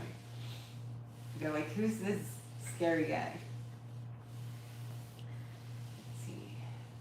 What says UT is still planning to build a high power 170 Eventually. I think the 4-liter Jeep motor has definitely. So I love inlines. I've always had a thing for inlines, but I think the 4-liter has really caught my has got my imagination. It's like, I mean, I since I got into the XJs, I have a hard time getting excited or interested over anything really having to do with Slant 6. Dickie Froley says some of them dog handlers really get upset if it don't work out right, and I hate to see that because it seems like a lot of times their dog doesn't totally enjoy themselves, at least as much as normal. There were a couple of those. A couple of dogs that kind of really don't want them, maybe. But they're for the most part, most people are cognizant of whether their dogs want to do it or don't want to do it. So. Okay, there was that one old lady. Yeah. She had to be 140, 150 years old. I would tell you, there's some old people that are able to run around. Oh, I'm like a kid. Yeah. Like, compared to, right? I'm like a kid. There's one really, really old lady, okay? Uh-huh. It's like she partied with Cleopatra, all right? Mm-hmm. And she had this little old dog. Oh, Katie? Yeah, Katie is that the one? Poodle? Yeah. She had this little old dog, and the dog, I mean, this thing is old, all right? And it's missing half its mouth, Yeah. right? Yeah. So, yeah, I don't know what happened to it. I have no idea. But the dog's missing Yeah. half of a mouth, Uh-huh. right? Yeah. And I watched them, okay, do their thing, and it was slow motion, okay? It was great. It was all super slow motion. So you see some of these dogs, they hit it, bam, they're like rockets, okay? But there was this little old lady and her little old mangled dog, little poodle, okay? And they went around the course like this, right? And Like, she goes, Katie! Yeah. Katie! Go, Katie, go! Yes! Yeah. yes. Come on, Katie! Come on, Katie! So to put this in scale, okay? So the average dog would, or, the typical dog would run through this course in, let's say, 30 to 45 seconds. Yeah. Okay? Yeah. And the old lady and Katie, at least 3 minutes. No, it wasn't 3 minutes. It had to They be would 3 time- minutes. No, they would time them out. It wasn't 3 minutes. And then the dog would climb up the thing, and then go down the thing. And the dog would go like this around the weave pole. Katie is running a slant. Yeah. And the old lady's like, go, Katie, go! And Katie's just like, oh, Tom, because the old show has half a mouth. But you know what? And you know what? That's what they do, and that's good. I'm glad that they do it. And you know what? I was Were you totally inspired by that? I thought that was the most awesome thing. That was the most awesome thing. And when she was done running a course, Yeah. okay, everybody that was watching it clapped, Yeah. right? And it was like, yes. Right. So, you know what I mean? Katie ran a good course. Yes. Yeah. She did the best that she could possibly do. Right. The old lady was enjoying it. She was like, Yeah. okay, and the crowd appreciated the effort Right. that went into that. And Well, it that, takes a lot of training to but you do see, that. that's what's missing from the car thing. Oh, That's what's missing from the car thing. yeah. There's no appreciation No. for people who who work hard, who Right. struggle, who do. Oh, yeah, no, there's none of that. No, it's the exact Yeah, opposite. It's like slams everybody, yeah. throwing them on a scrap pile, okay? But at the That's dog, junk. yes, but at the dog thing, it Nobody was said like, your dog is junk and you're junk. yes, And you need to go die or something like that. Like, nobody says that. and that's why I enjoyed the dog thing today, Yeah. because there were some dogs that were like rockets, and there was some that was just like. Katie, come on, Katie, Katie. But everybody Go, was Katie, go. was enjoying themselves, and there was an appreciation for the effort. Yeah, no, yeah, it takes a lot of work. Right. I see some of these older people run, and I'm like, how are you doing that? Because they have to be like, there's some people there that are like 80 years old. Oh, I'm like a teenager. Like, there's some older people there, and they're running with their dogs through the rain. And I'm like, how are you doing that?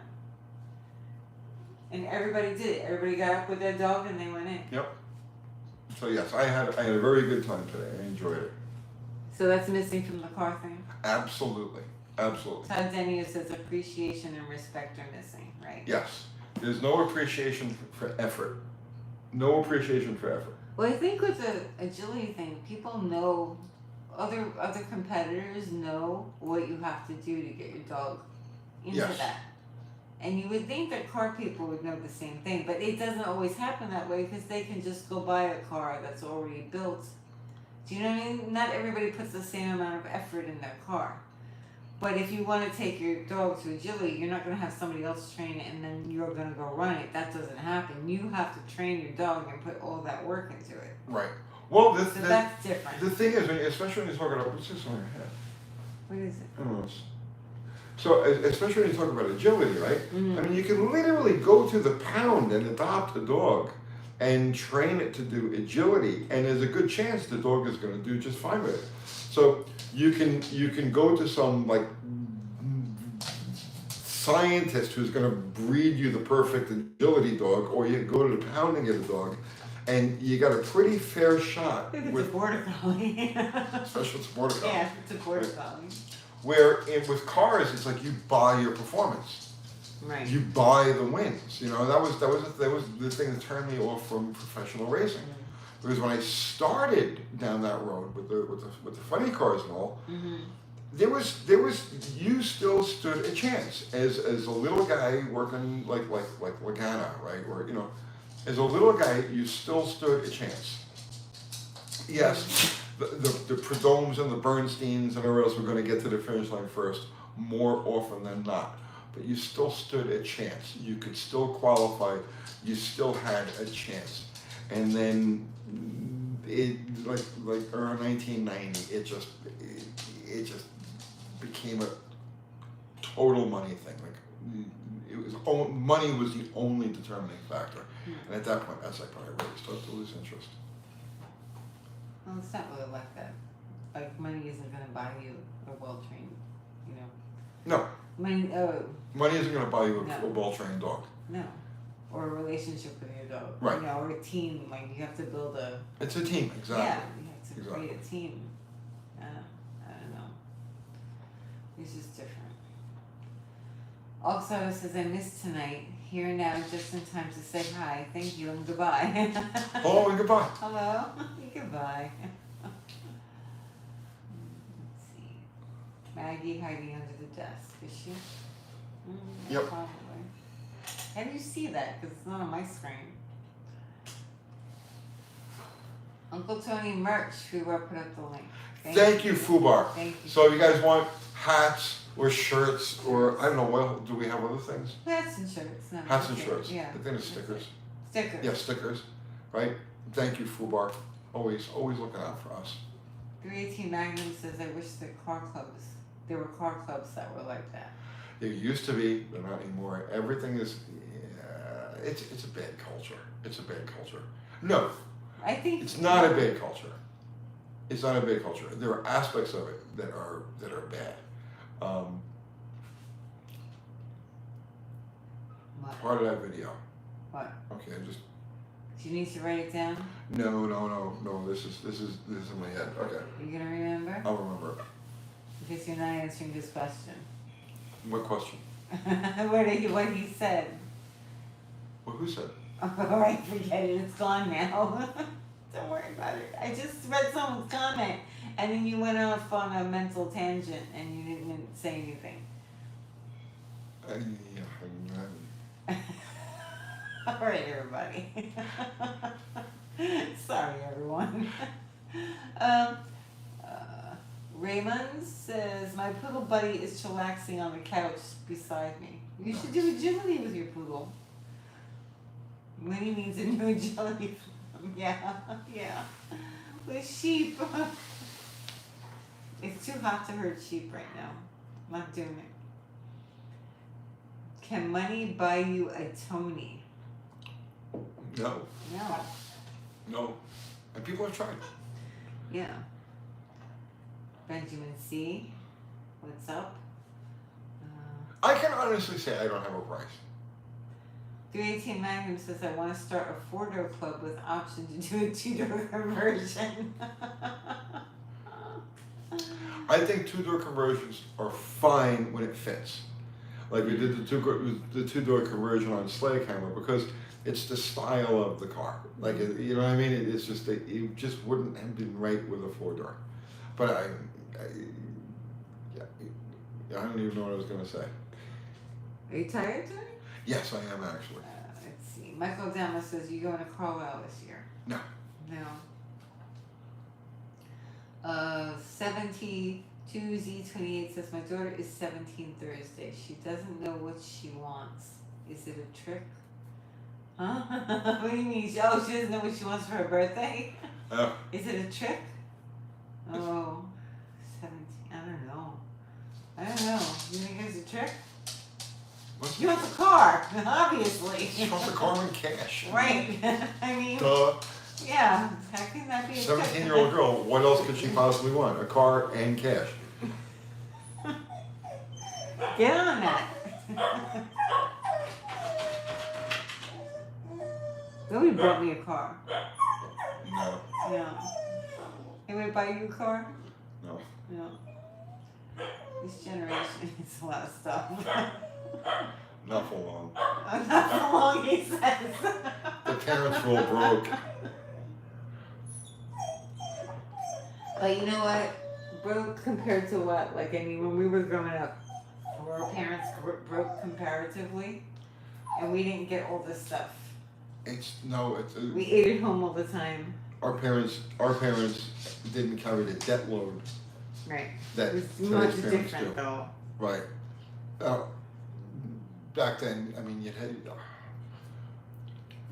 who the hell actually has a positive net worth, right? So people say, oh yeah, well, I got $100,000 here, you know, $160,000 there, but then how much do you owe on life?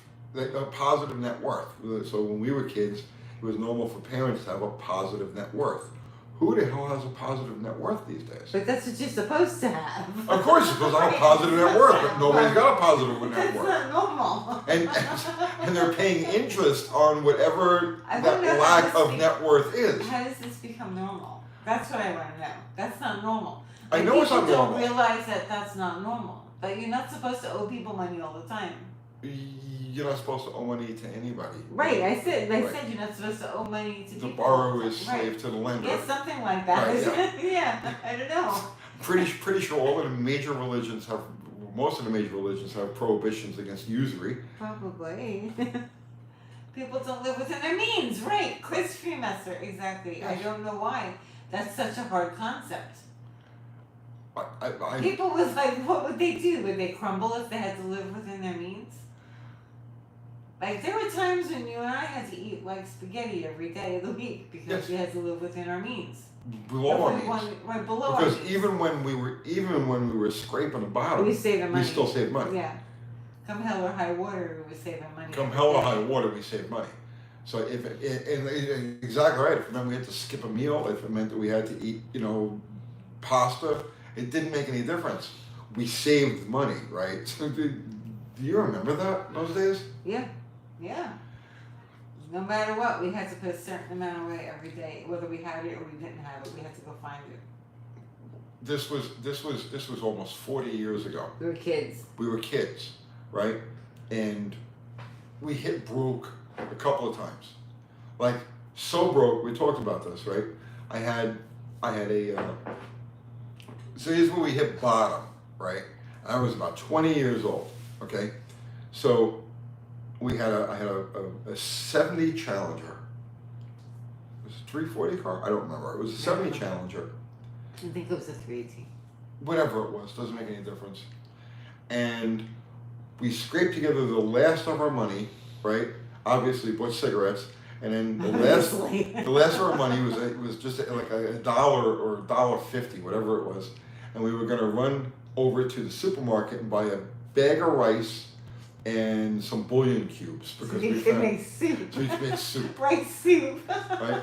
And I ran out of gas on the way to the supermarket, and my buddy Rocco was coming the other way, and he had a motorcycle. It was a CB350 Honda, and he had asked me if I wanted to sell the Challenger, and I didn't want to sell the Challenger, but at that point it was like, okay, we're out of gas. we have like just enough money for food. So I traded Rocco on the spot for his motorcycle for the car. And then I put her on the back of the bike and we went to the supermarket and bought a bag of rice. And I says, at that point, I says, I will never, ever be this broke again. So we decided to save $10 a day. So this is going back to like 1983. This was Yeah, something like that. somewhere around Maybe 1983. yeah. Okay, I says we're 82, gonna save $10 a day, and I ain't gonna spend it because it wasn't so much that we were broke. What the hell is that? She's scratching herself. She's leaning against the door. She has an itch. It wasn't the fact that we were broke or we were out of money. It was the fact that we had no options. It was like that, you know, like at that We point. didn't depend on our parents. We would never ask our No, parents never for asked anything. parents for anything. Nothing. Like that was a non-existent My thing. parents would have laughed at me. No, they wouldn't have laughed at you. But I mean, the fact is, like, nobody did that. No. People didn't go to their parents and be like, "Oh, I don't have food." Like that would be like. So That's something that wouldn't even enter your mind. It's like you have to take care of yourself. You're an adult. So being broke didn't really bother me because I was accustomed to it. It was, you know, it was always feast or famine, you know, and so I knew that, okay, right now I've got $1.50 in my pocket, but tomorrow I'll do a job for somebody or whatever, and I'll have $50 in my pocket. Right. You know? So it was always that feast or famine thing, right? But I didn't like the fact that at that particular moment in time I was out of options. You had to shop too at that time, though, didn't you? No. You were 20. It was between shops. You were between. Yeah. Okay. So, make a long story short, I says, I am going to save $10 a day. And I'm going to do this for a year. Deborah says, oh boy, I remember these days as well, UTG. Yeah. Oh, we all went Lots of through them. time, yeah. We all went through them. Everybody's got their own version of this. So, it was the fact that I didn't have the option. And I discovered early on, right, that freedom is actually another word for options, right? That's really what it comes down to. So I always optimized options, right? So I says I'm gonna save $10 a day for a year, and I'm gonna get at the end of the year I'll have $3,650. But I'm gonna do this religiously. Mm-hmm. So we did it every day, no matter what. I found $10. If I had to sell something worth 100 to get that 10 that day, I did. Right? It didn't make any difference because I was going to do this religiously, and we did it. And at the end of the year, we had a suitcase. Remember, we used to put it in the suitcase. Suitcase. We just put it in a A suitcase. briefcase. Right, the briefcase. So at the end of the year, we had accumulated $3,650. We went according to plan. And there were many times during that year where we literally had no money for food, like zero. And it was just like, okay, no, we're not gonna, we're just not eating today. We're saving the $10. We opened a box of mac and cheese. It was a lot of mac and cheese and rice-a-roni. Lots of rice-a-roni. It was like 35 cents a box. I remember. Then I realized that that's not enough, right? It's not enough. That's not enough. I said, now you have to go back to this period of time. Barry Kuda says it's very sad. It wasn't sad. We're fine. Wasn't sad at all. Yeah, we're fine. These were character building experiences. Oh yeah, we have lots of intestinal fortitude. So I said to myself, how much do you need to live on for a year, right? And back then, okay, remember it was 1983, this is 1983, 1984, you could actually skate by. It was before I started doing the magazines. It was still hustling, like wheeling and dealing and stuff. And I says, if I had 10 grand, I could coast for a year. And that would give me options to do whatever I wanted to do. So that's what I did. We went back to saving the $10 a day until we did it for 3 years, until we had 10 grand. And then I says, okay, I will never spend this. No matter what, I will never spend a penny of this money. Hot dogs and ramen noodles, yeah. Yep. We didn't have ramen noodles, did we? No, we didn't have that back then. So I can tell you this, 40 years later, I still have not spent that money. Right? And it's obvious, it's a lot You more have to than be that. really disciplined. Yeah, you gotta be really disciplined. That's, emergency. Yeah. Emergency. Yeah, I always had it in my mind that I need to have enough to live on for like a year. So that, like, if I don't do anything, if the whole world implodes and it's just like I lose everything, right? I have to be able to live for a year. Well, we were in New York City at the time, and we were just constantly hustling. Constantly hustling. Well, we never stopped hustling. We still hustle. Yeah, it's just the normal way of life. So, Right. but that Discipline or obsessed? Discipline. obsessed with the idea of freedom, and obsessed with the idea of options, right? Absolutely, and I still am. Absolutely.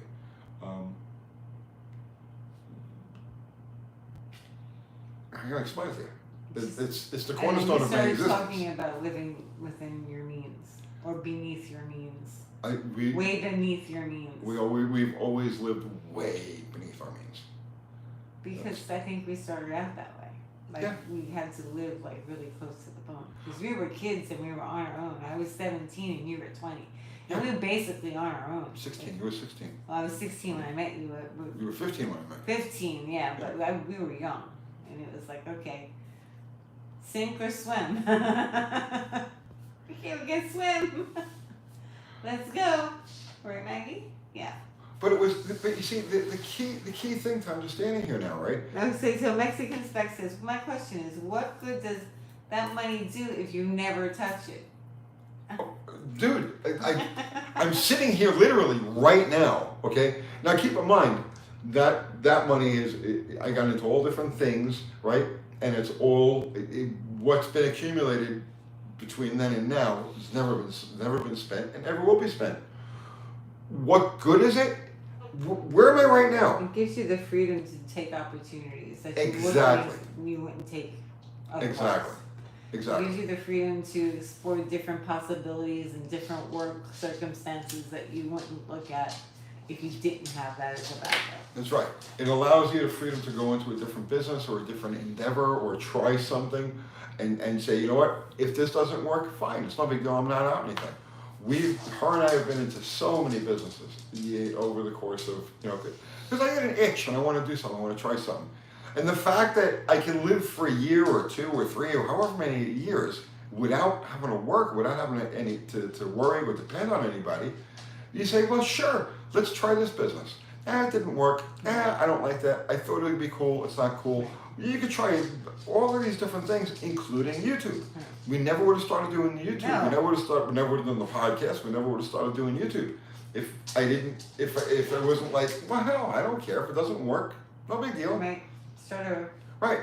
That was the point of saving the money and never spending it, because no problem. If I'm laid up for a year or 2 years or whatever, it's no problem. We'll just sit around and watch TV and pet my dogs and not worry about it. Todd Tenier says, I currently living on under $12,000 a year. It's not easy. I don't think we can do that. That's not easy, Todd. Todd, we spend that on dog treats. No, we don't spend that on those. We spend close to it on dog treats.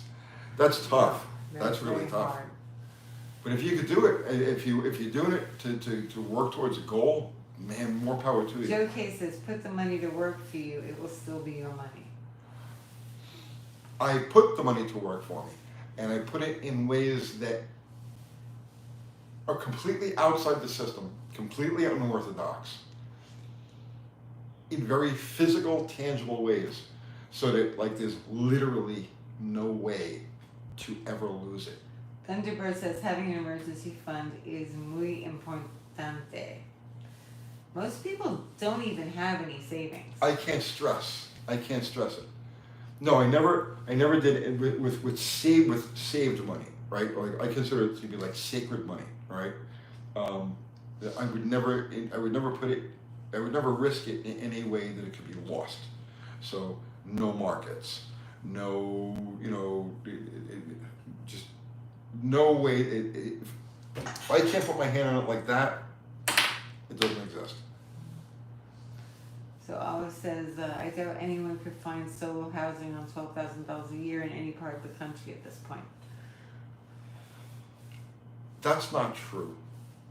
And I tell you, it's like, man, that one little town, What town? Memphis, Texas. Oh, yeah, there's a lot of empty small towns that you can move to for cheap, but they There's- need to be rebuilt. Well, not that. Okay, so there's Memphis, Texas needs to be rebuilt.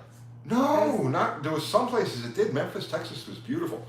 So there's a channel. See, this is all. I'm putting all this together as a video in my head right now. There's a channel. The guy's name is Nick Johnson. Okay, and he's a real estate guy from, I think he's in California. I don't. He's someplace, and he takes road trips, and he goes to all these different areas and regions and so on and so forth, and shows like the landscape, and he does a lot of like.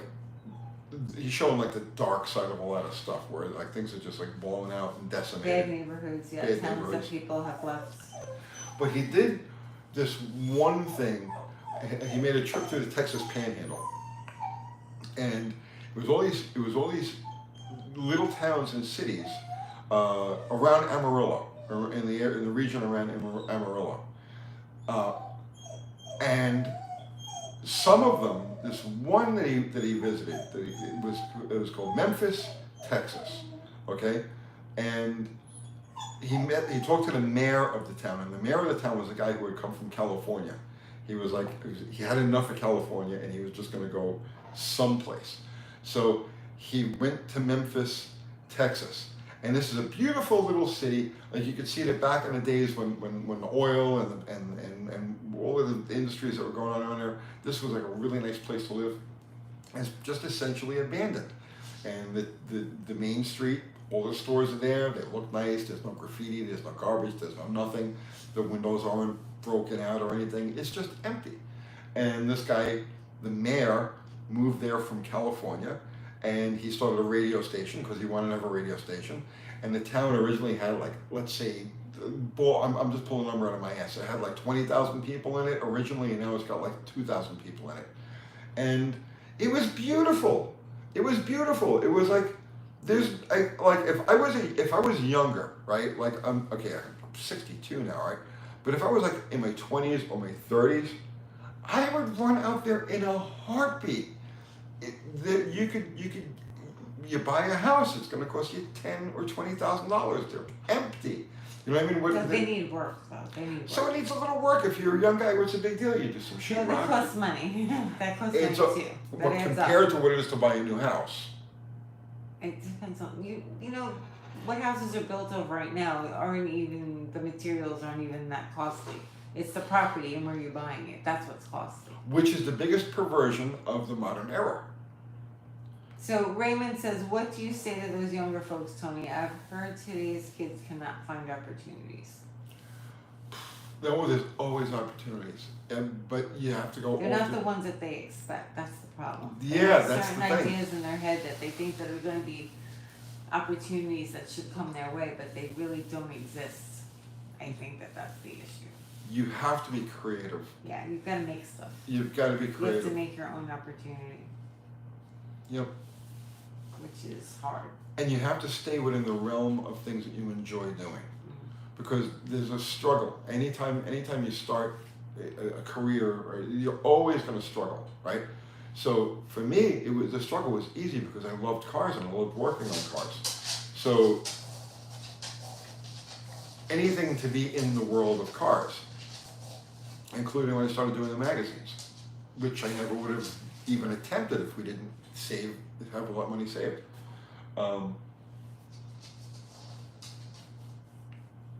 Opportunity is where you find it, but like I said, stick with the things that you would do.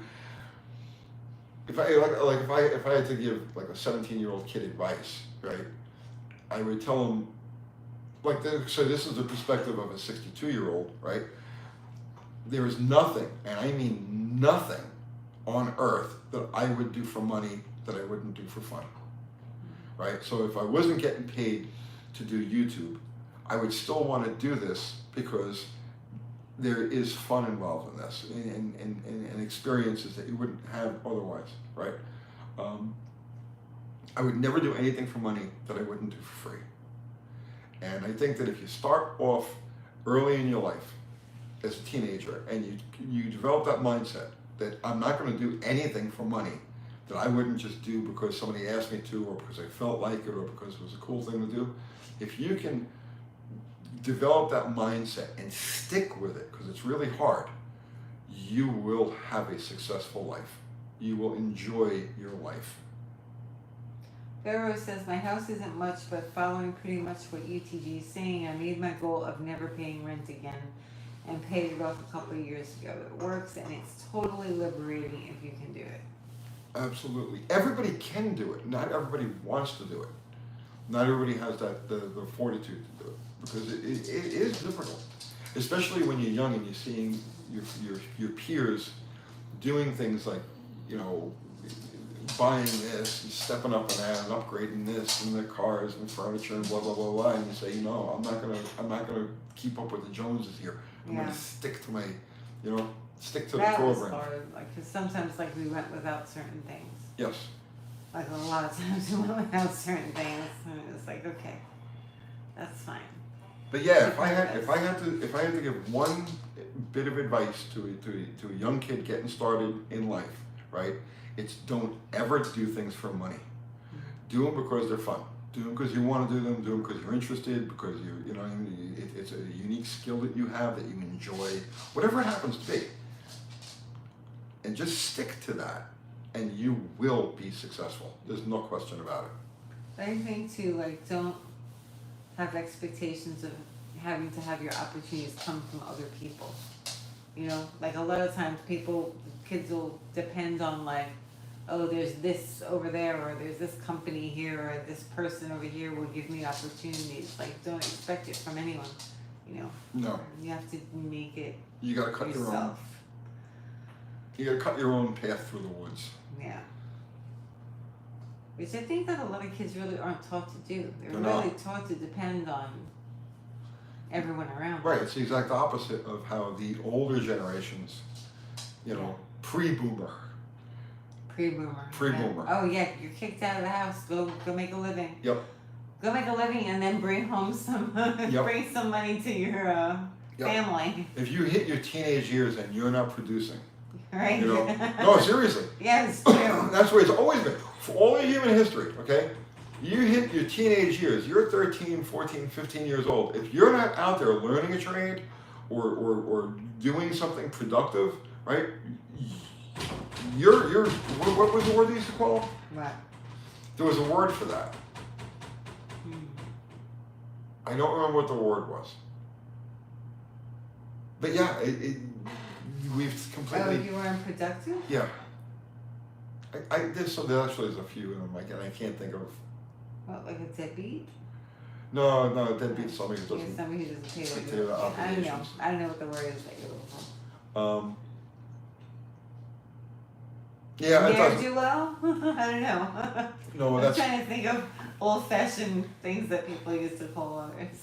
and ne'er-do-well is somebody who does illegal things for noble purposes. No, it's not. Yes, it is. No, it's not. And ne'er-do-well is somebody who, let's say, Never do well. Never does well. No. No, that's not never do well. You Google You sure about that? Yes, I'm sure. Yeah. Okay. Yeah. I'll go with that. I think so. I always thought that referred to A somebody. slacker, Oscar says. A slacker. Yeah, slacker. Moocher. If you were a teenager and you lived in your parents' house and you didn't contribute Oh, you're a in some way, moocher, you're a right? moocher. That's completely disappeared. Imagine. They should all know what they're doing. Somebody tell them.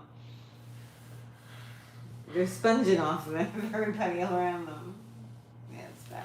It's the boomer generation. Yeah, leeches. Yeah, leeches. The boomer generation.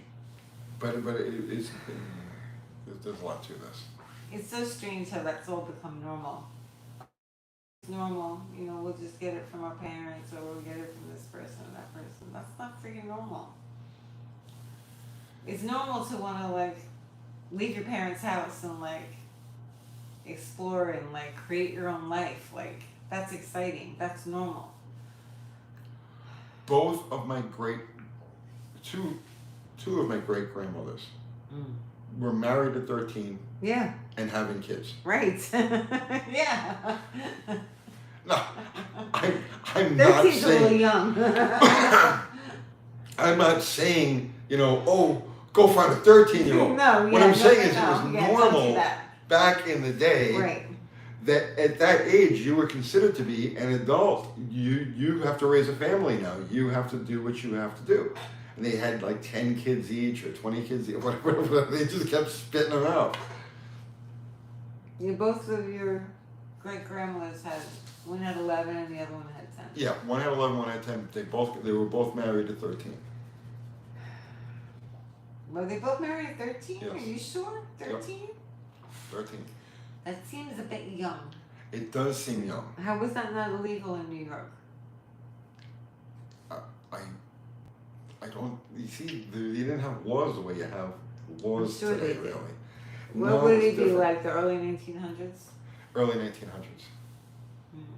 Early 1900s, so like a turn of the century. New York City.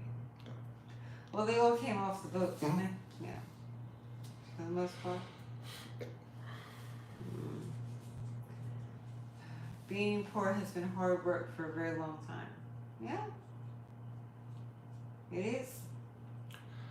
Poverty sucks. Mm-hmm. I think your grandmother, they put her in a drawer. They didn't have a bassinet, but they had a dresser. Yeah. So they put her in the drawer. Yeah, and they raised all of these kids in apartments. Right. They had 10 kids in like a 2-bedroom apartment in New York. Yeah, the honeymooners. I mean, Right. go back and look at the honeymooners. That's how they lived back in the day. Thunderbird says you can legally get married at 16 in Alberta with parental approval. That's about right. I'm not condoning this. No. So don't everybody take this the wrong way. I'm just telling you how it was Right, back then. in generations past. Yeah. So when you were in your teens, if you were a male and you were in your teens and you weren't an active, productive member of society, Oh, there's a working to problem. become an active member of society, Yeah, there's a problem. yeah, there was a problem. You were a bum. You were, Oh, we've reached our time, Tony. Have we really? Yeah. Take a couple more and we go. Okay. Let's see. Dicky Foley says I'm really good at saving, but I normally spend most of it eventually, even though I always keep a little back. Hopefully that's not bad, because sometimes I work for minimum wage or not a lot more. Back out loud. One of the rules I've always followed, and this goes back. It's actually a Jewish thing, and there's a word for it. I can't remember the word for it, but it has to do with how much you spend. Okay, and the general guideline is you never spend more than half of what you have. So if you have $20, you can spend 10. You can't spend 11. You can spend 10. That's the maximum. Maximum. Right. Never spend more than half of what you have. And of course, never borrow. Never borrow. Puts you in the position of being the slave to the lender. People don't want to hear that, I know they don't want to hear that. because most people have to borrow money to pay for their cars and stuff like that. I understand that. But even if you're caught in that cycle, it's still a thing you can aspire to. Yeah. Dada Braton says how much you keep is. I would always say it's not how much you earn, it's how much you get keep. to keep. Yep. Yep. How much you get to keep. Yep. Thrifty? Are you thrifty much? Barrett Gross for us since you super chat. He says, great live and great advice. Thanks. Thank you. I am extremely thrifty, right? Like extremely, but it's like, I'm funny that way, because it's like, there are certain things. So, I bought I bought the Buell, right? A couple of weeks ago. And it was like $3,000. And we get paid on the 21st from YouTube, right? And I was like, okay, there's a couple things I want to pick up. And one of the things I want is a side stand for my Super Cub, because the Super Cub only comes with a center stand. and I want the side stand for it, right? So I'm like, That's a luxury, Tony. right? That's a luxury. I'm telling you right now. It's like You don't- $135. Yeah, you don't need that. You don't need that.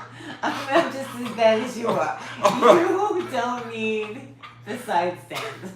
If you waste $135 on that, that's But you had no problem me spending $3,000 on. yeah. But you could sell the whole bike. You're not going to sell the side stand. Yeah, well, see, that's another thing too. I never. Brandon Custom sent you a super chat. He says YouTube will spend the extra $1 for you. Thank you. I'm sure they will. Thank you. I don't buy anything unless I can make money off it. Yeah. That's the other thing too. Yeah, Like, you don't want to lose money.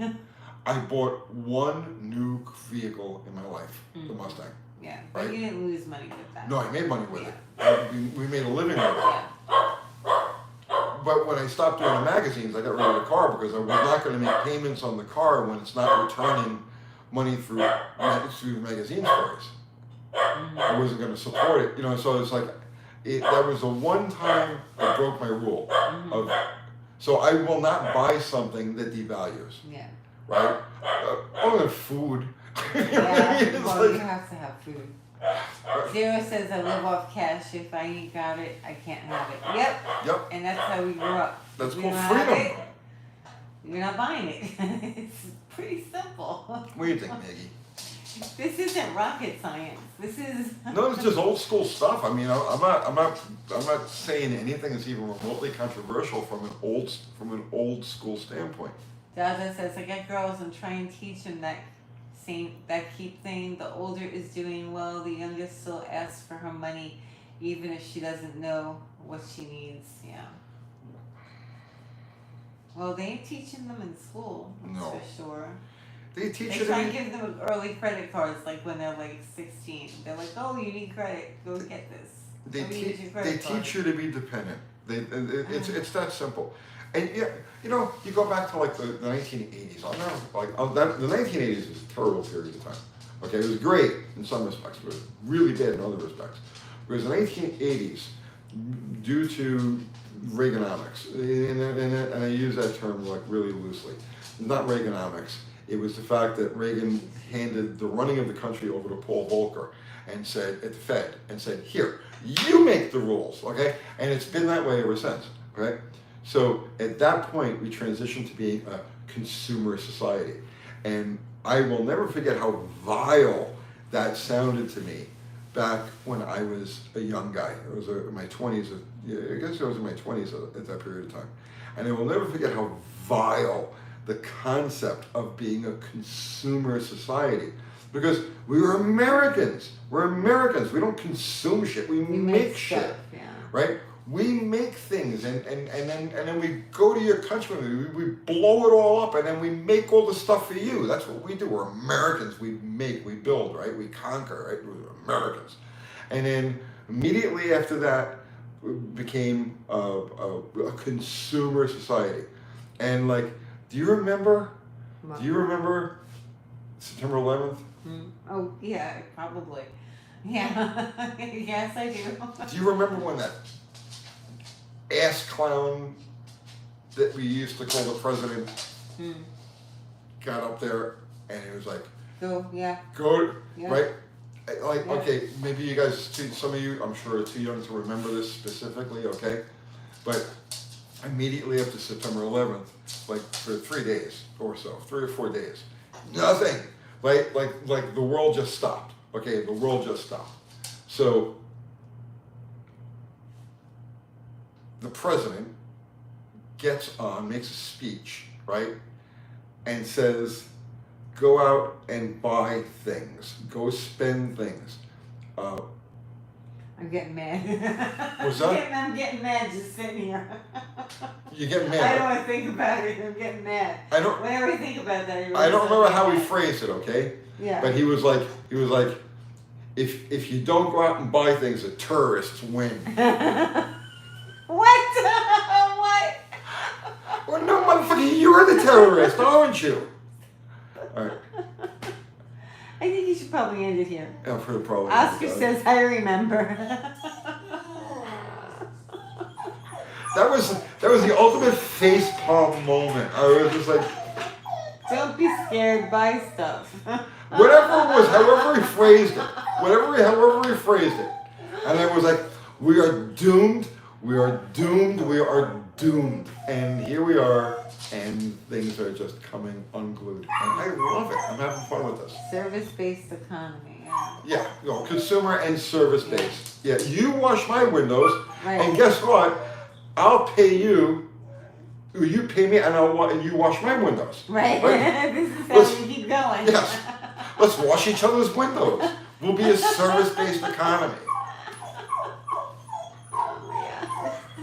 What do we do with our profits? Well, consume, of course. Right. He told us to go shopping. See, the younger generation doesn't remember this. The younger generation has They no don't even conception know. of it. Yeah, they don't know it. Because this is the normal that they've come up in, Right. and they don't understand. They don't understand, and it's a shame that they don't understand. But Maybe it's better for them if they don't understand. I don't know. no. All right, Misrepresentation. let's wrap it up. Adios. This has been fun. Yes. Yeah. Uh-huh. All right, Tony. You're over the limit. We're over the limit. I've gone over the limit, I'm You've sure. gone over the limit. Unsubscribe! Unsubscribe. He's talking about politics. No, listen, the party affiliation has nothing to do with it. Yeah. Bad is bad. Yeah. All right, Tony. So, you ready to go? Yes. You gonna thank everybody? Let's go. Yes, I'm going to thank everybody. Everybody who had this long. Man, what a weird, rambling live this was. A little bit. Yeah. Well, we're both very tired. So what's sorry, everybody. So, we had a full house of mods tonight, didn't we? Yeah, Zero says, as an iron worker while on band support tour, my girlfriend found a paycheck I forgot to cash. Never thought that would happen. Ha ha ha, long ago now. Oh no, Zero. All right. Thank you, Witsanda. Our mods are awesome mods. Zero. Oh, no, you're reconnecting. Okay, start again. Our awesome mods. Zero. Wait, Donna sent you a super chat. Thank you, Dada. My Slant 6, number 1, at 6 cylinders takes much more time to heat up than other compression at 130 and good fire. I know fuel takes more time to get there, question mark? 1 in 6? Yeah. Yes. You just jetted a little lean, right? Give it a little more. Well, look at the plugs first. Look at the plugs first. See what they look like. I'm thinking you jetted a hair on the lean side, but it could also be too fat because so actually, you know what? It's too fat. You've got too much fuel in there. Do a plug read. Pull them all out, and you're going to see 1 in 6 are darker than the others. Take a little fuel away from the thing somehow. However you would go about doing that, take a little fuel away, and you should be okay. Our mods, Zero, Fubar, Mexican Spec, Ari, guys, thank you so much as always. Everybody contributed with Super Chat. Thank you. Thank you, thank you, thank you. You have no idea how much we appreciate that. And we equally appreciate everybody contributing with just your presence and your conversation. Thank you all. This week, I don't know. Are you going to work this week? Are you taking this week off too? It's okay. It's like that's the longest break I think we've had for making videos. Yeah. We haven't posted anything since last Tuesday. Yeah. Well, we did lives. We did a live on Wednesday. Yeah, We they're did not this really fun. live, but Right. yeah. But yeah, I gotta get back on it. Yeah. Uh-huh. I'm just, you know what? It's summer and I'm just enjoying being out on the motorcycles. Oh, you being lazy. I'm being lazy. I don't care. I deserve it.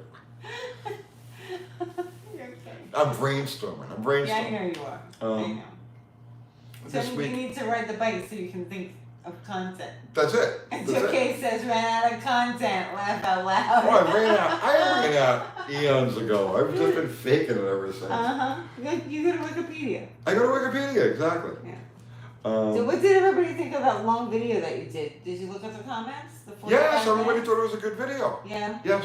Okay. Because I didn't even get a chance to look at the Yes. comments. I like that. Yeah, both the last couple of videos we did were Oh, good. got really good comments. Awesome. Thank you, everyone. Yeah, that's it. Dr. Art, Monday night, Mm-hmm. he has his live.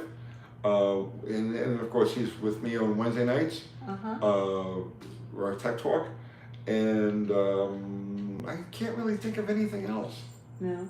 No? You probably took the week off because you did such a long video. You never do a 45-minute video. Never. That flew. I remember I was recording it. And it was like, gee, I wonder what the battery is looking like on the GoPro. As I'm talking, I'm looking at the GoPro and it says, oh my God, it's like 40 minutes. So, geez. Yeah, that's why you didn't make any more videos, because you did that big, long video. So. All right. Done? We done? Yes, we're done. Thank you, Good everyone. night, everybody, and thank you. Have a great week.